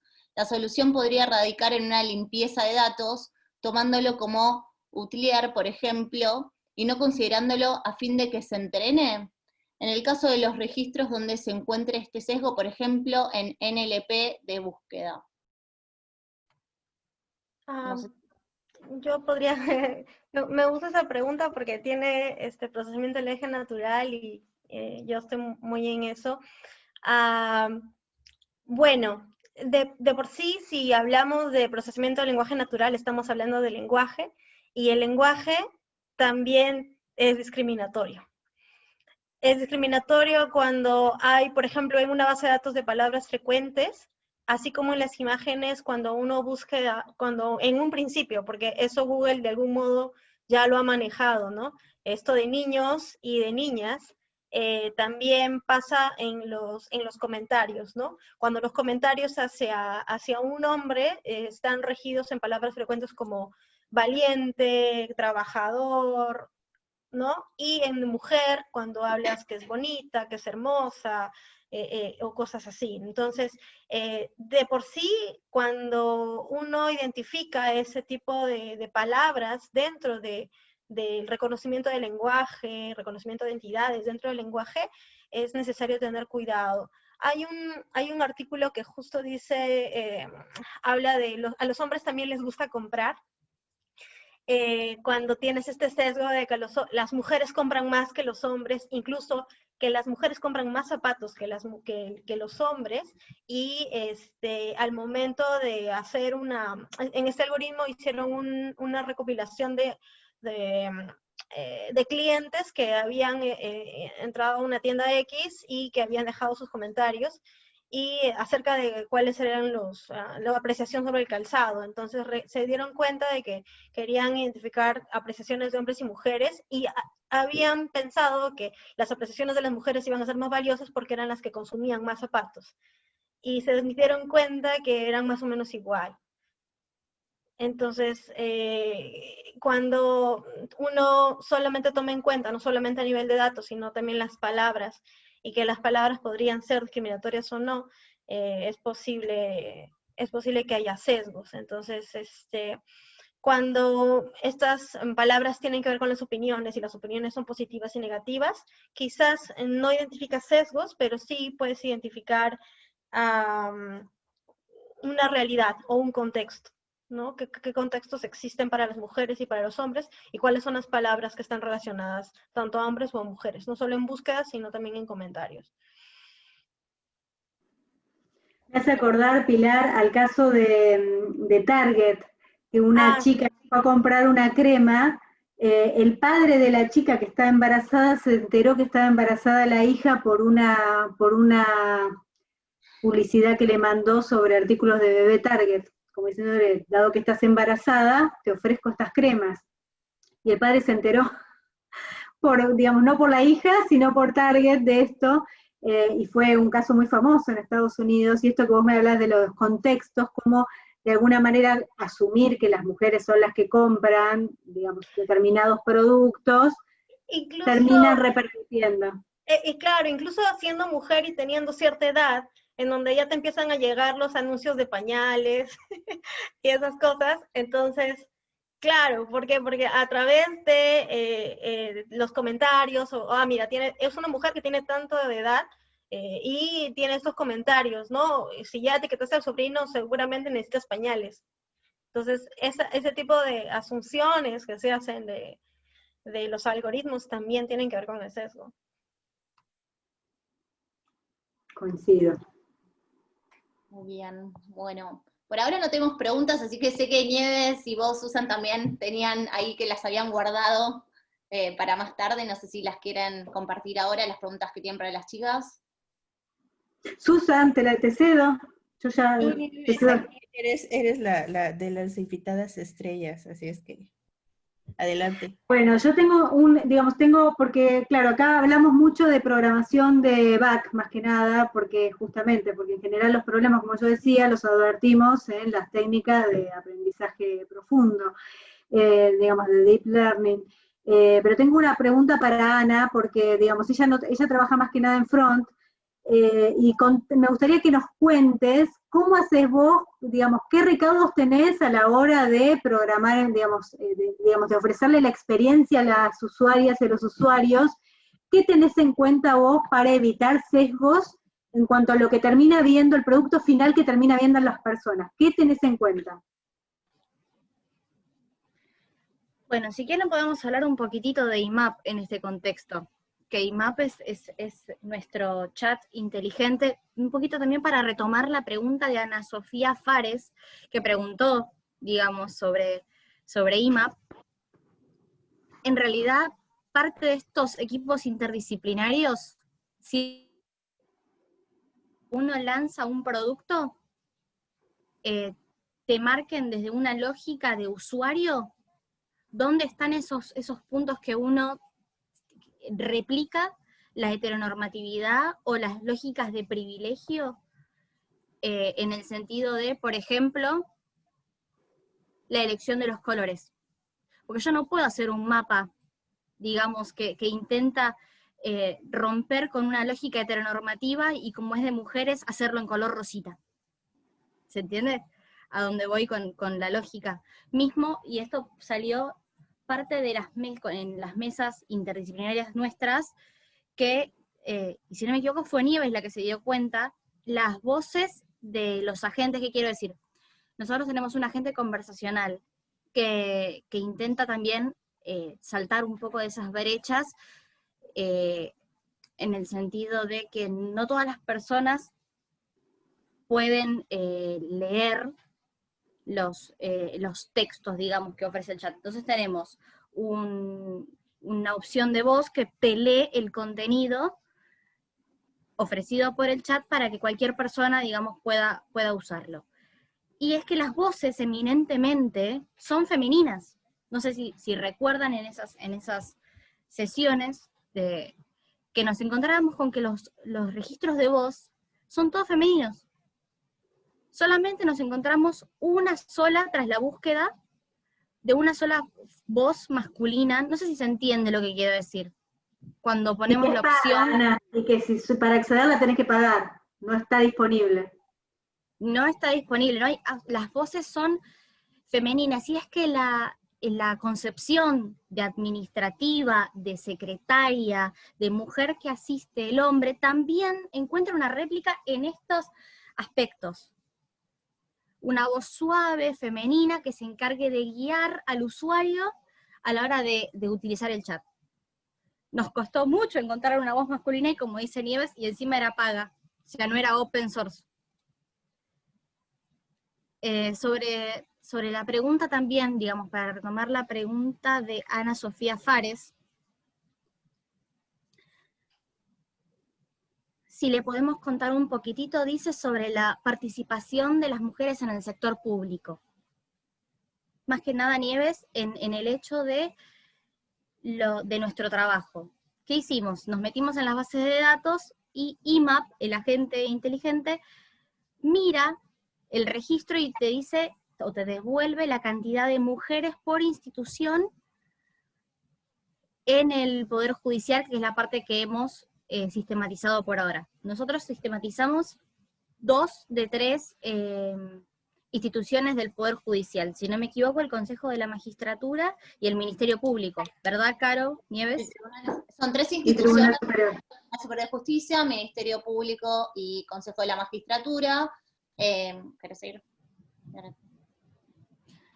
Y nos encontramos con que, por lo menos dentro de la capital federal, que fue la muestra que elegimos para hacer este primer lanzamiento, nos encontramos que la representatividad de las mujeres y de los hombres está pareja, en el sentido de que hay un cupo del casi 52% de mujeres y alrededor del 48% de hombres. El tema es que tras el análisis nos encontramos la presencia de una especie de techo de cristal. ¿Qué quiere decir? Los hombres se concentran en los puestos jerárquicos, en los más altos. Y esto fue a través, digamos, de la sistematización y de la lógica, digamos, que le pusimos al chat. Bien, y respecto a tu pregunta, Ana, sobre Ana Sofía Fares, si se podría pensar en replicar en otras áreas para visibilizar la problemática de la representatividad, sí, por supuesto. De hecho, en breve nosotros vamos a estar publicando un informe que realizamos respecto a un trabajo de investigación sobre la escalabilidad de un producto como IMAP, ¿no? Esto que te muestra la representatividad de la mujer en el sector público en los 20 países de Latinoamérica, y llegamos a la conclusión de que solamente en Ecuador es el 100% escalable. ¿Esto qué significa? Que en los 3 poderes del Estado están las nóminas de empleados completas, porque muchas veces nos pasaba, como de hecho sucede en Argentina, que, por ejemplo, en el Poder Ejecutivo no está la nómina de todos los empleados y empleadas, está la nómina de los funcionarios, ¿no? Funcionarios y funcionarias que tienen los cargos más jerárquicos. En el Poder Judicial sí, por suerte, pudimos obtener toda la nómina completa. Entonces es por eso que hacemos esta segmentación que comentaba Ana, en donde ustedes van a poder ver, bueno, que al inicio, o sea, van a poder ver, bueno, todas las mujeres y todos los hombres que actualmente forman parte del Poder Judicial, ¿no? Bien, y van a ver que se van a encontrar que son mayoría mujeres, pero luego el agente conversacional te va brindando distintas como opciones referidas a las distintas instituciones del Poder Judicial, a los distintos cargos, a los distintos roles jerárquicos, y ahí van a poder ver esto que comentaba Dani de este supuesto techo de cristal, ¿no? Que a partir de un determinado cargo, desde una determinada instancia, ya hay mayoría hombres en esos cargos jerárquicos y no mujeres, pero es muy loco, porque sí hay más mujeres, ¿no?, en el Poder Judicial que hombres, pero que no acceden a los cargos jerárquicos. Entonces ahí se ve bien ese desfasaje, que igualmente no es tan pronunciado en el Poder Judicial como si en el Ejecutivo, que la brecha es enorme. También el Poder Legislativo, no tanto en lo que es el Congreso, las distintas cámaras, porque hay una ley que lo regula, ¿no?, la ley de paridad, pero sí en los otros cargos de funcionarios y funcionarias se ve esa brecha que es enorme. No sé, Nieves, si querés hacer algún aporte más respecto de... Yo tengo una pregunta para Marisol y otra para Pilar. No sé, Susan, si vos querés querés hacer alguna pregunta. Termina y ya después yo, porque creo que hay otra en el chat todavía. Dale. Entonces, yo le quería preguntar primero a Marisol. A mí me resulta muy interesante, y vuelvo con el tema de las guías metodológicas, porque yo hablaba también del tema de la importancia de la gobernanza de datos, y digamos, y me parece que un poco, digamos, estar ordenados y seguir pasos de alguna manera ayuda a los equipos multidisciplinarios a tener un check de lo que no nos tenemos que olvidar. ¿Qué pensás vos de esto, Marisol? Sí, estoy de acuerdo en que pueden ser muy útiles, porque además, algo más de lo que he visto en estos años y que seguramente ustedes también ya se dieron cuenta, pues es que, o sea, las personas no podemos saber todo. Lo que te hace experto en un área te hace ignorante en otras. Entonces me parece que precisamente ese es el valor que tiene formar redes y ver otras maneras de pensar. O sea, no sé, a lo mejor nosotros como personas que trabajamos en la producción de tecnología no tenemos el tiempo o no vamos a ir a estudiar una licenciatura en sociología para poder pensar desde otro ángulo estas cosas, ¿no? O en filosofía de la ciencia. Entonces, aunque vamos a seguir educándonos en el tema, pues es importante trabajar con otros expertos y no descubrir el hilo negro. Entonces, me parece que en estas guías metodológicas se pueden condensar conceptos que ya están muy trabajados desde otras disciplinas y que tienen que ver con, pues desde la no neutralidad o la no objetividad o con todo este cuidado epistémico que tienes que tener cuando pones en marcha un proyecto. Entonces a mí me parece que muchas de estas guías, aunque no son definitivas, ciertamente pueden ofrecer algunos ejes muy útiles para las personas que no estamos formadas en estas otras disciplinas que tienen más que ver con la construcción del conocimiento, como, sí, eso, como la producción, ¿no? Perfecto, sí, coincido, es muy, muy interesante y muy necesario. Bueno, y Pilar, acá me interesa especialmente tu opinión, a ver si nos peleamos un poquito. Vos hablaste, Pilar, y explicaste por qué es necesario tener un algoritmo que de alguna manera vaya detectando dónde está el sesgo. Ahora mi pregunta es, ¿qué pasa cuando vos pasás ese algoritmo sobre algoritmos que trabajaron con Deep Learning? Porque, por ejemplo, te pongo el caso de Amazon. Cuando intentó corregir, cuando ellos se dieron cuenta, el equipo se dio cuenta de que había un sesgo y que el reclutador reclutaba, digamos, a todos varones, lo intentaron arreglar y no fue posible. Entonces, digo, es muy interesante tener un algoritmo que detecte antes que el humano, ¿no? Antes que el equipo de las personas humanas, que, por ejemplo, hay un reclutador que está sesgando, pero ¿qué pasa si luego el algoritmo no me permite modificarlo porque sigue sesgando? Entonces, ¿cómo ves ahí la posibilidad de que además nos dé un poco más ese algoritmo? O sea, ¿cómo hacemos para arreglar los algoritmos de Deep Learning? O sea, ¿cómo hacemos? Bueno, habría que ver un poco ahí en la arquitectura de los algoritmos de Deep Learning. Son realmente muy diversas estas arquitecturas, no es una sola, pero el principio es separar lo más posible la información para que pueda ser analizada en bloques más pequeños, ¿no? y en forma masiva. Pero más allá de eso, yo pienso, bueno, lo que he podido experimentar respecto a este problema en específico, no está en el modelo, sino está en los datos. Antes de utilizar un modelo, es necesario identificar cuáles son las variables que realmente te van a servir para tomar ciertas decisiones. El género, por ejemplo, para el trabajo, no debería ser una variable para decidir. Ahora, si no te das cuenta que el género no debería ser una variable para decidir, si es que vas a contratar una ingeniera, un ingeniero, un abogado, una abogada, y no te das cuenta de eso, deberían haber estos mecanismos como tipo normativa, ¿no? Siquiera un porcentaje, esta cuota que digamos, que debería ser permisible para evaluar cierta representatividad. Entonces, el truco está en las variables. Identificar cuál es la variable que genera el sesgo.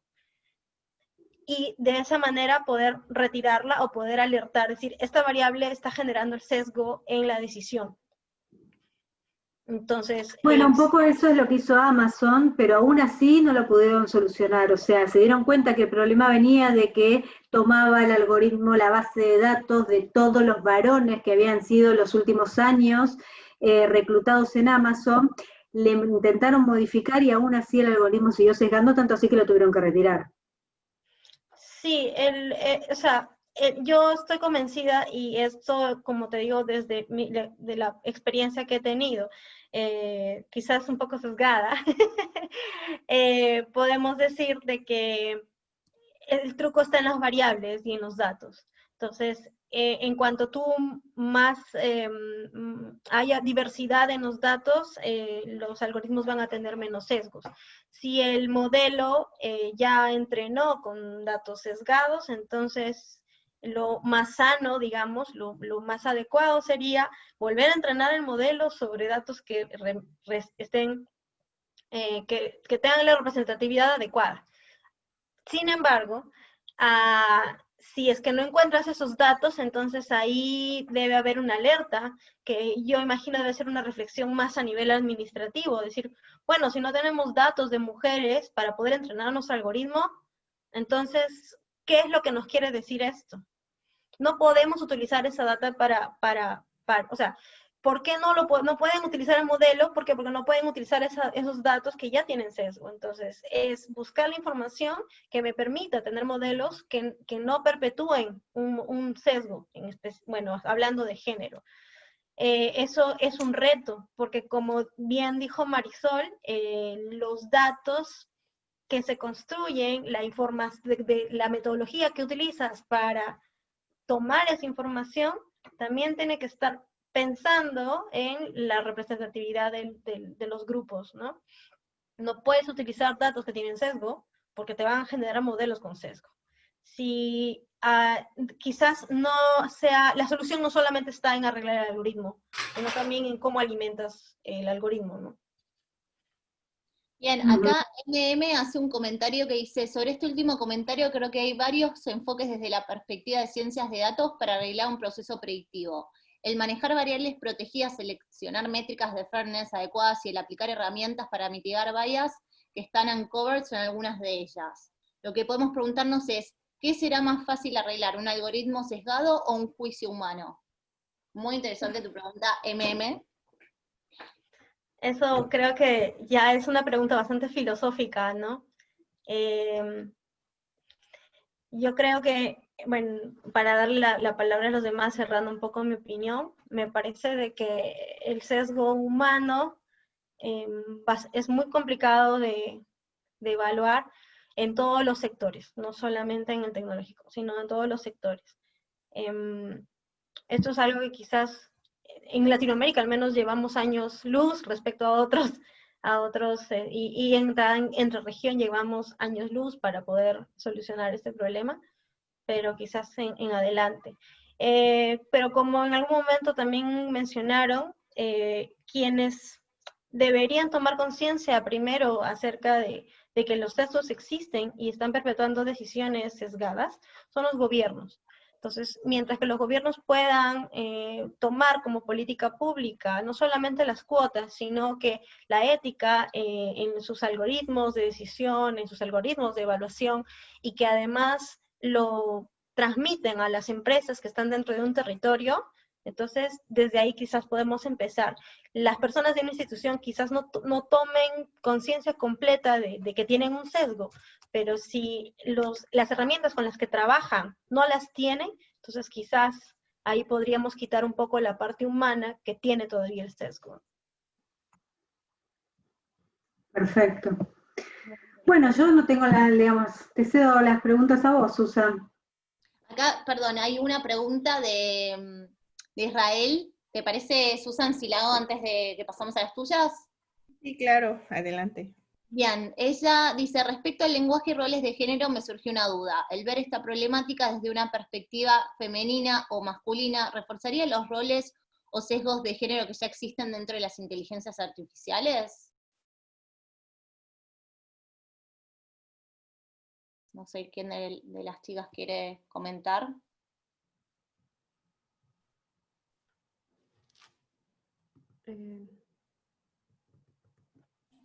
Tal vez pedirle un poco más de precisión sobre la pregunta porque me parece un poco vaga. Vaga en el sentido de que no la entiendo bien. No.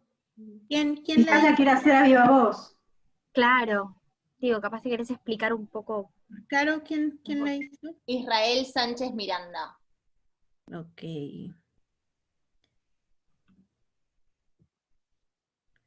Ok, Israel, ¿puedes decir la pregunta? Sí, hola.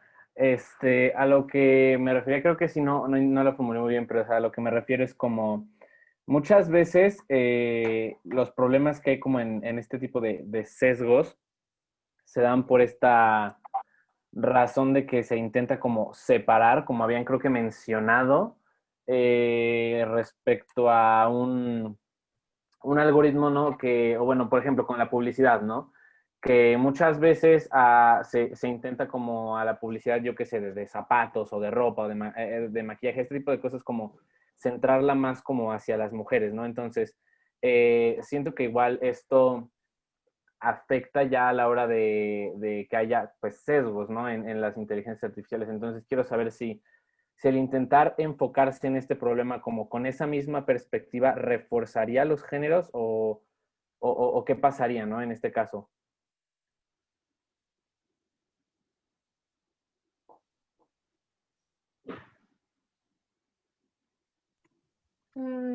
No entiendo muy bien la pregunta, pero creo, no sé, se me ocurre que quieres debatir a que al incluir el enfoque de género se está, digamos, separando aún más. ¿Eso es lo que quieres decir? Sí, o sea que si intentamos como enfocarlo desde una vista como masculina y también enfocarlo como desde una perspectiva como femenina, que si esto llegaría a como separar más todavía esta parte de intentar hacerlo lo más neutral posible. Bueno, el enfoque de género no trata de separar lo que es femenino y masculino. Lo que trata es de identificar cuáles son, bueno, y tener conciencia de cuáles son los roles sociales que encasillan y que estereotipan a las mujeres y a los hombres en diferentes roles. Desde ahí, el tener conciencia de la disparidad de género o del enfoque de género hace pensar de que, si bien es cierto, tenemos necesidades distintas en diferentes aspectos, eso no nos quita el derecho de poder acceder de forma igualitaria a decisiones desde el punto de vista de gobierno, desde el punto de vista de empresa, desde el punto de vista de empleo. Entonces, lo que hacen los algoritmos ahora es tomar decisiones acerca justamente de estos puntos.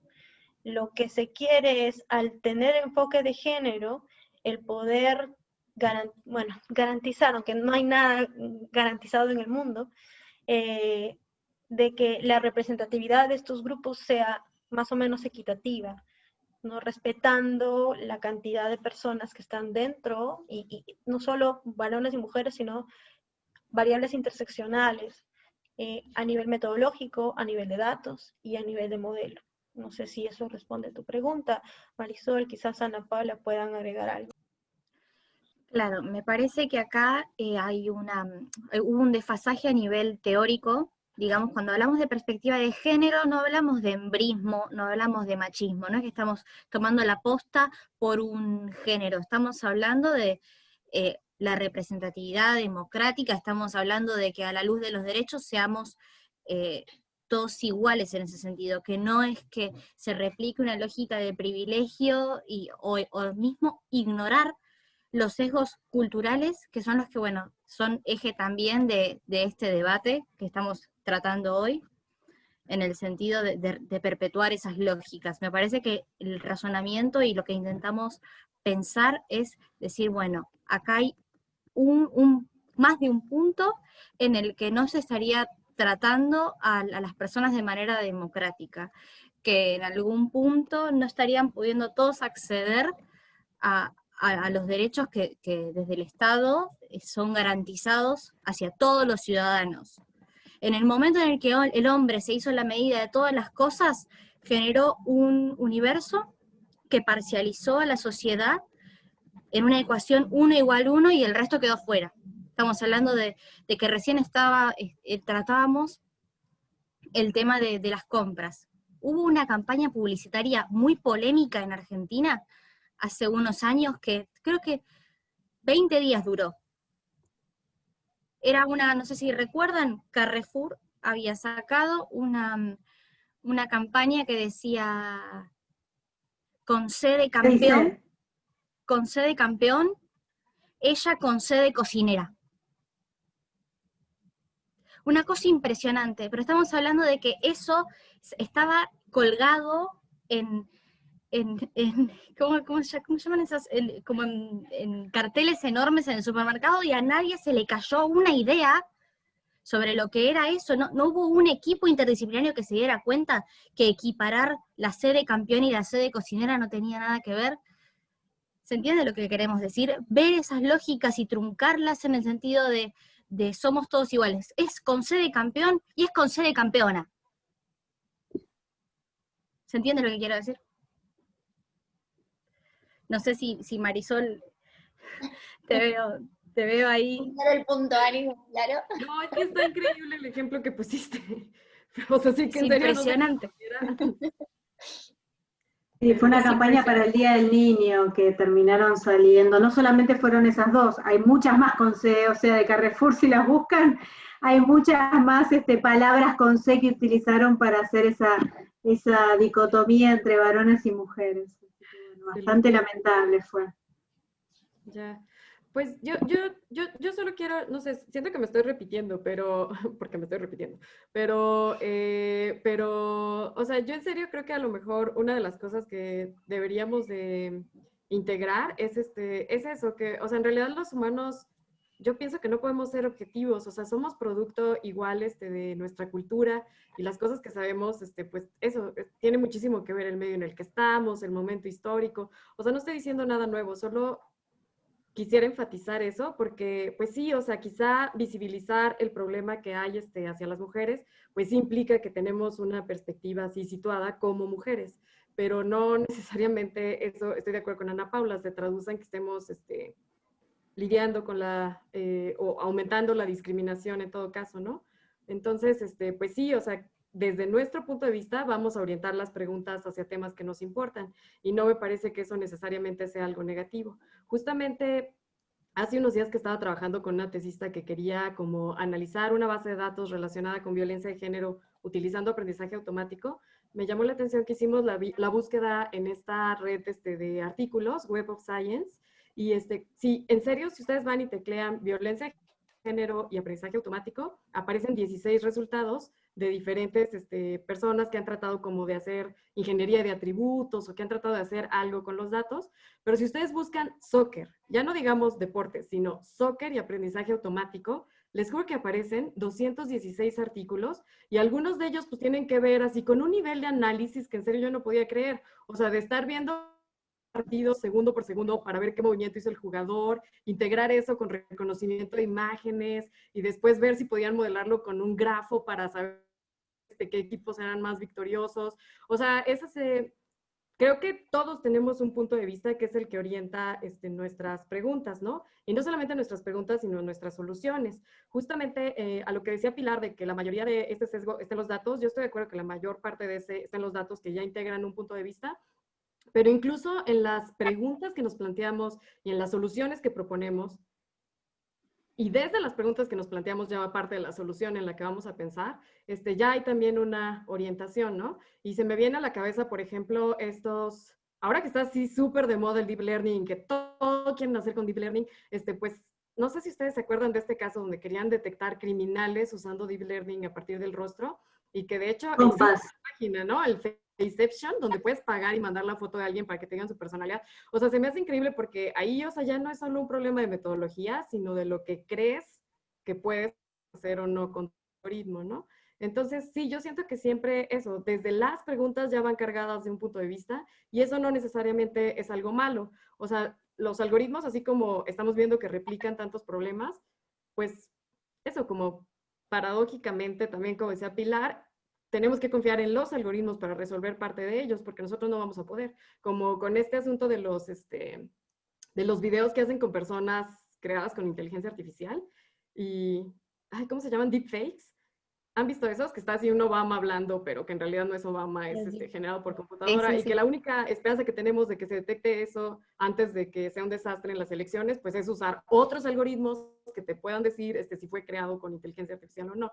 Entonces, pues eso, yo creo que no nos vamos a deshacer como del punto de vista de la subjetividad, pero saber que existe nos hace portarnos de una manera con más precaución y con más vigilancia epistémica. Y creo que a lo mejor una buena parte de lo que vamos a tener que hacer es eso, como considerar ese error para ver de qué manera podemos mitigarlo.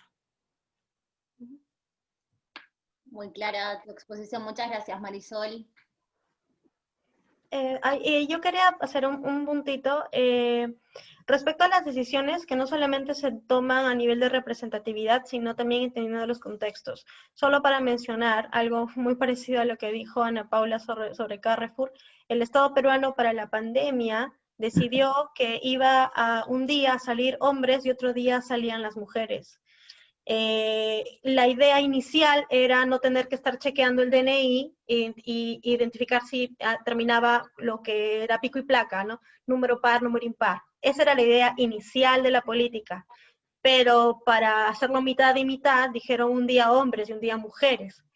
Y empezaron a salir esta suerte de memes de que los hombres se iban al mercado, no iban a poder no sabían comprar, no iban a poder elegir cosas del mercado, y iban a tener que hacer un montón de cosas que estaban en el estereotipo de las mujeres. El presidente y toda su comitiva, que no tuvo un enfoque de género, no se dio cuenta que al tomar esa decisión estaba cargando a las mujeres de más trabajo.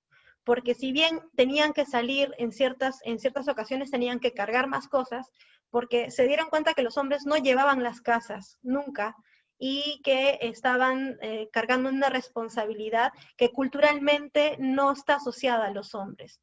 Entonces, esa política, por ejemplo, se tomó en cuenta sin el enfoque de género, haciendo de que las mujeres ahora tengan mucho más trabajo a partir de eso. Cuando se dieron cuenta que no funcionó, porque las mujeres se cargaron de trabajo, tuvieron que deshacerla, ¿no? Y sobre todo porque dejaba fuera algunos grupos que no se identifican ni con varones ni con mujeres, y que no podían salir ninguno de los días. Eso también pasó. Empezaron a haber cuestiones de discriminación a las mujeres trans y a los hombres trans. Bueno, especialmente a las mujeres trans porque son las que más violencia y son más visibles a partir de los hombres trans, que quizás no son tan visibles y son menos los que se muestran. En cambio, las mujeres trans, digamos que por el estereotipo de feminidad también son los que generan más polémica, digamos, en la calle. Y hubo problemas de discriminación, porque obviamente acá es muy complicado ese tema del DNI para adjudicar a lo de trans. Eso también es otra cosa, ¿no? Todo el discurso que tienen los jueces para poder decidir entre si te doy el DNI o no basado en los argumentos que no están con enfoque de género, para poder decidir si te doy el DNI femenino o masculino, independientemente de cómo te identificas tú. Entonces, son estas decisiones que necesitan el enfoque de género lo que nos ayuda a tratar de ser más democráticos, como dice Ana Paula. Totalmente. Me gustaría levantar el ejemplo de Marisol, esto de que en el buscador buscó lo que es papers de violencia de género y IA y encontró solo 15, después buscó soccer y encontró como 200 y pico, que eso también ¿no? es parte del sesgo y que implica las pocas políticas públicas que hay en torno a estas cuestiones que tienen perspectiva de género y que nos benefician, en la mayoría de los casos, a las mujeres. Nosotros me gustaría comentarles un estudio que hicimos desde el equipo de género e IA del IA Lab, en donde exploramos, bueno, cómo los estados, de qué tecnología se valen los estados y las empresas privadas de Latinoamérica para, ¿no?, prevenir y mitigar la violencia de género. Nos encontramos que en la mayoría de los casos son apps, ¿no?, aplicaciones móviles. Por suerte un 74% son el sector público el que se ocupa de desarrollarlo y impulsar ese desarrollo, que son aplicaciones móviles para prevenir la violencia de género, ¿no? Las usuarias son mujeres. Pero de vuelta, o sea, cuando empezamos a estudiar y analizar y a relevar, nos encontramos con que son básicamente 5 funcionalidades las que siempre contemplan estas apps, que no muchas veces son las más indicadas, ¿no?, para justamente prevenir o mitigar la violencia de género, y que justamente son desarrollos, o sea, sí, tecnológicos, pero que no implican desarrollos de IA, que quizás son desarrollos de automatización, pero podría evolucionar mucho más. Entonces, quizás hay, no sé si es desconocimiento o quizás falta de interés, ¿no?, en brindar esos recursos humanos expertos que seguro los tienen los estados, porque justamente hay personas que se dedican a hacer 200 papers de estar 3 horas mirando partidos de fútbol, indicar, ¿no?, con reconocimiento de imagen, de sistematizar y armarte una plataforma súper mega tecnológica que sirve para eso, para, no sé, vendérselo Una gran respuesta a eso es que es más lucrativo. Claro, que por eso. Entonces, finalmente termina siendo, bueno, las cuestiones de género no garpan tanto, no son un buen negocio, y eso, llegar a eso es terrible, realmente, porque se vulneran muchísimos derechos. O sea, el Estado, como decía Ana, o sea, es responsable de garantizar los derechos básicos y mínimos a los ciudadanos, y muchas veces no se lo pone en agenda, ¿no? Así que está La falta de, no solamente en agenda, sino hay que decir también la falta de inversión. Hoy temprano participaba de un taller de justamente de sesgo de género en el BID, y realmente la falta, digamos, la falta de interés por invertir en desarrollos de inteligencia artificial es notorio. Digamos, nosotros, digamos, tenemos la experiencia, nosotros somos una universidad, no tenemos recursos para, digamos, no tenemos recursos para invertir, y lo que nos cuesta conseguir dinero para poder pagarle a los programadores y las programadoras para que puedan trabajar, y eso que nosotros trabajamos, la gran mayoría, en mi caso, en el caso de Caro, trabajamos absolutamente ad honorem, sin un centavo, y lo hacemos con dedicación y esfuerzo y mucho tiempo que le dedicamos, y es notorio cómo el dinero aparece para otro tipo de desarrollos y no para los casos de violencia de género como debería serlo. De hecho, nosotros fuimos los primeros en crear en la Argentina un desarrollo inteligente de violencia de género para ser utilizado en el ámbito penal para casos de violencia de género. Y aún así lo hemos presentado y la falta de interés por inversión en ese, digamos, en ese escenario es alarmante y preocupante. Así que, digamos, forma parte de un todo, ¿no? Es la teoría del todo. No es que, digamos, para mí, y ya con esto, digamos, termino lo que es, para mí, digamos, lo que hace a todos los estereotipos de género que desembocan en la violencia de género es realmente una bomba cultural. Y hay esquirlas de todo tipo. Y digamos, estos son pedacitos de esquirlas que vamos tomando, pero la verdad es que intentar, digamos, contener la bomba entera, digamos, nos va a sobrepasar a nosotros, no lo vamos a poder ver, pero bueno, es interesante que por lo menos podamos trabajar en pedacitos de esquirlas cada uno desde su lugar y de donde pueda, para intentar torcer digamos, la forma de pensamiento en la que hoy nos, digamos, coloca a las mujeres en un estado de desigualdad. Así que bueno, en parte, una lástima que sucedan estas cosas. Muy bien, Caro, ya no tenemos otra pregunta, ya casi estamos por finalizar la sesión. Yo tengo solo una pregunta, muy específica, es como las mejores prácticas que ustedes consideran, creen que pueden mitigar los sesgos en los algoritmos, tanto a nivel técnico como a nivel social, sobre todo para las personas que están involucradas. Por ahí ya hemos dicho como puntos específicos como no los diferentes los equipos diversos, como no sé, políticas públicas, como la parte no también de políticas dentro de las empresas.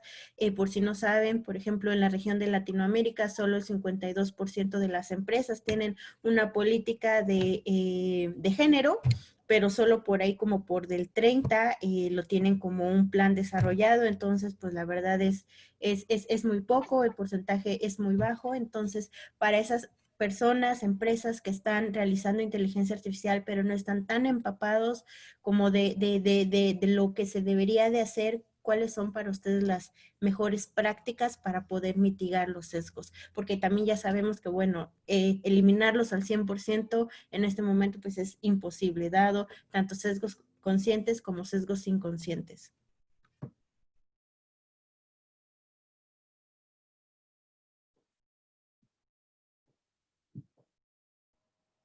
Bueno, voy. Bueno, creo que yo ya comenté, o sea, a mí se me hace que deberíamos apoyarnos en el conocimiento que otros grupos también están trabajando y, o sea, apoyarnos de esos recursos que ya existen y quizás simplemente hacernos la pregunta y tratar de utilizarlos, eso ya es un avance. Por otro lado, pues yo supongo que también es importante que mantengamos ese tipo de como de vigilancia epistémica, o sea, de saber que dejar siempre ese margen para el error y preguntarnos eso, preguntarnos cómo podríamos estar equivocados, ¿no? O sea, yo creo que una buena parte del pensamiento crítico tiene que ver con esa disposición para entender los errores propios. Entonces, eso me parece que es muy importante. Y por último, yo estoy de acuerdo con Nieves en que esto no es solamente el resultado de un factor o dos, o sea, es todo un sistema. Simplemente lo que ella decía de lo que se prioriza a nivel del gobierno, de las empresas, lo que no. Estamos viendo crecientemente más participación de empresas en la producción de todos estos sí, de toda esta tecnología, y eso implica también pues una más, no sé, como más pluralidad en los valores que se abrazan en la producción y los que no. Entonces a mí me parece que algo de lo que no hablamos y que está también subyacente así en el contexto en todos nuestros países, en el mundo, en la producción de esta tecnología, pues es justo el sistema económico, ¿no?, que tenemos en este momento. Y que determina también para qué cosas hay presupuesto y no, y las que importan y las que no. Entonces, de manera muy personal, o sea, pues sí, es triste, por ejemplo, ver que muchos de estos programadores lo que quieren es ser el próximo Steve Jobs y no les importa como de qué manera, ¿no? O sea, quieren tener la siguiente gran idea en tecnología. Entonces, en ese sentido, pues a mí se me hace que parte de lo que nos enseña el sistema es, y que todo está equivocado, es que somos estos agentes racionales que buscan el bien individual, y quizá un pequeño paso que a lo mejor parece poca cosa, pero no me parece que lo sea, es pues desmontar también ese mito. O sea, yo creo que, bueno, que ni somos racionales ni tenemos por qué priorizar necesariamente la ganancia, sino la construcción de estas redes, la construcción de este colectivo en el que podemos pensar en otras perspectivas y en otros problemas. Eso me parece súper valioso. Entonces yo trataría incluso de impulsar iniciativas como esta, que tratan de conectar gente, porque sí, o sea, si pensamos juntos en un problema, cada quien desde donde está, pues es más probable que se nos ocurra eso, ¿no? O sea, cómo seguimos desarrollando y cómo seguimos modificando, ¿no?, de una manera que sea más justa para todos. Yo quiero retomar lo que está diciendo Marisol, que me parece que es la clave, tener una perspectiva ética, por sobre todas las cosas, en el que se contemple la subjetividad de las otras personas. ¿Qué quiero decir? Si miramos la vida en términos duales, en términos binarios, bueno, hay muchos colectivos, como lo que estamos diciendo ahora, que se quedan por fuera. Si miramos esa lógica de seguir repitiendo lógicas antiguas, anticuadas, o un razonamiento pura y exclusivamente de mercado, en el sentido de pérdida-ganancia, bueno, hay muchos que van a quedar por fuera. Entonces, y eso, para mí lo más importante es la formación humana, los espacios de formación, y es que son los estados, digamos, los entes nacionales los que tienen que ocuparse de que la gente se forme. Nadie larga de buen gusto, nadie abandona de buen gusto los privilegios. Eso es una realidad. Nadie que gane mucha plata va a decidir regalarla o donarla. Nadie que sea portador de gran cantidad de privilegios lo va a hacer de buen grado, digamos. Por eso cierto registro categórico a nivel Estado que diga, bueno, una orientación en género, una formación con perspectiva de género es obligatoria, va a ayudar a formar a los actuales, más que nada para ver estos pequeños sesgos en el razonamiento que se perpetúan, y a las próximas camadas, quiere decir a los jóvenes, a los siguientes programadores, a los siguientes psicólogos, abogados, abogadas, formados también en género, que puedan visibilizar de manera más clara esos sesgos que decimos que en su raíz, en su vertiente más primera, son humanos.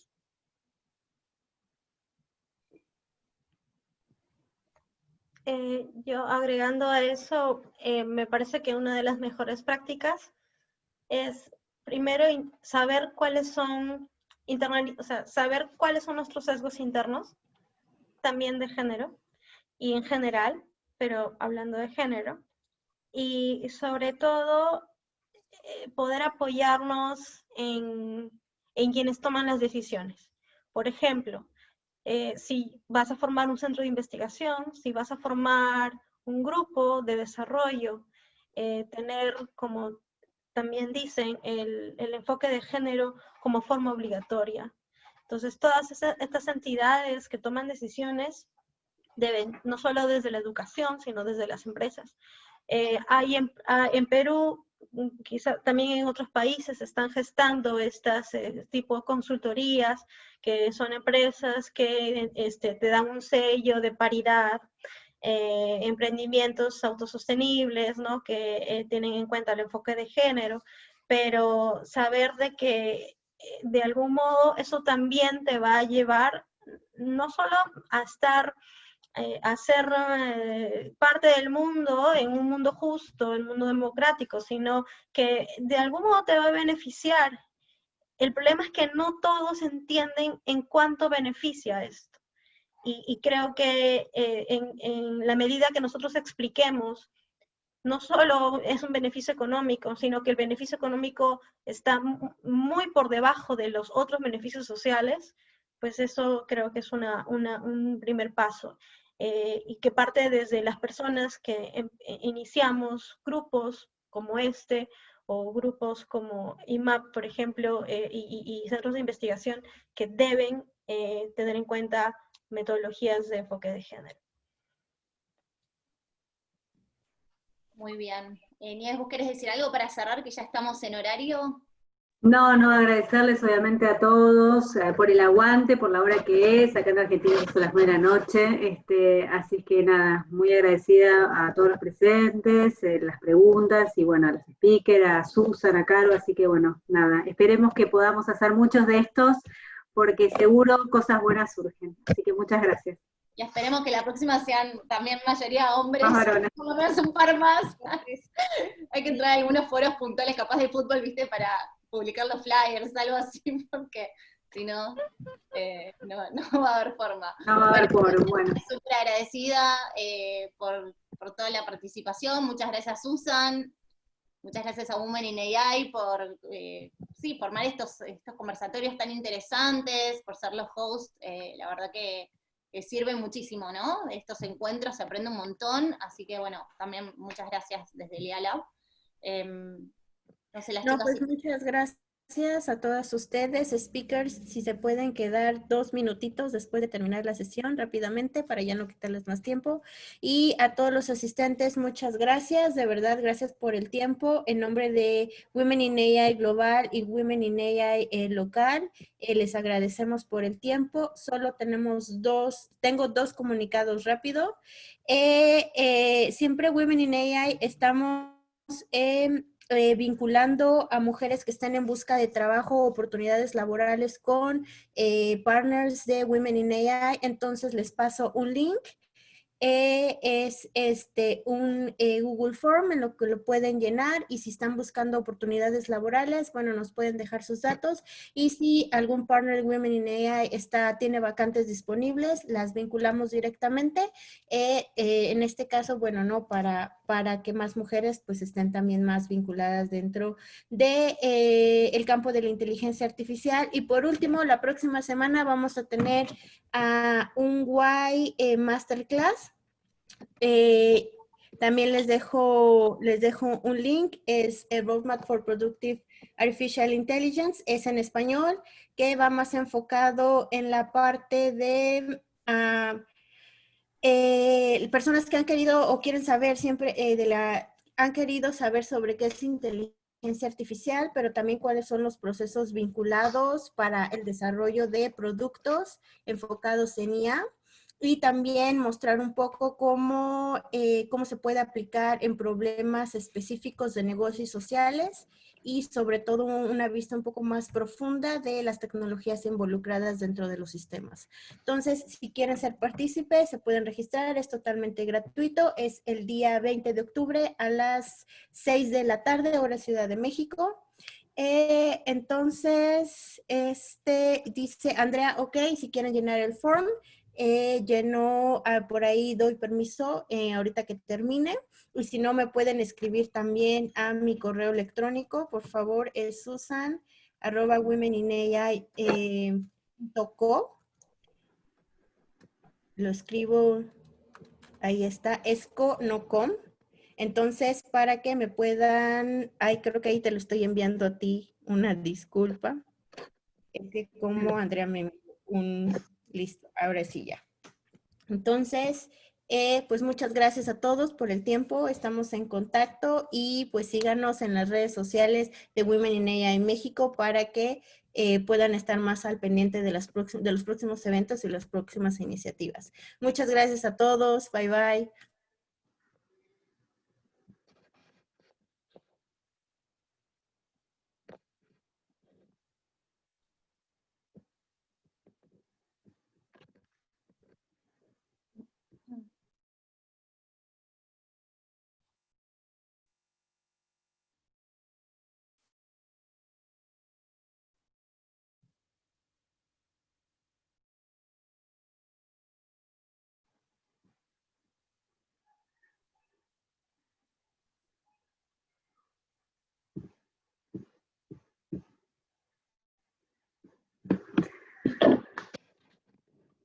Bueno, no sé quién está como administrador ahí.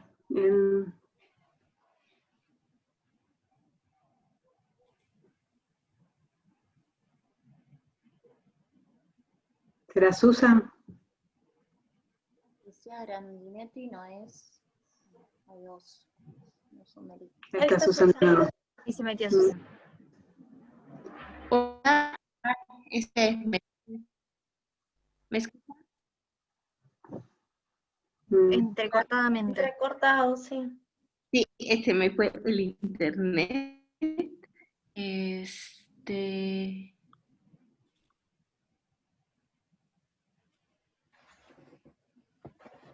Ok, denme 2 segundos. Ya estamos todas. Pues muchísimas gracias, de verdad. Muchísimas gracias a todas. No puedo prender mi cámara, no sé por qué.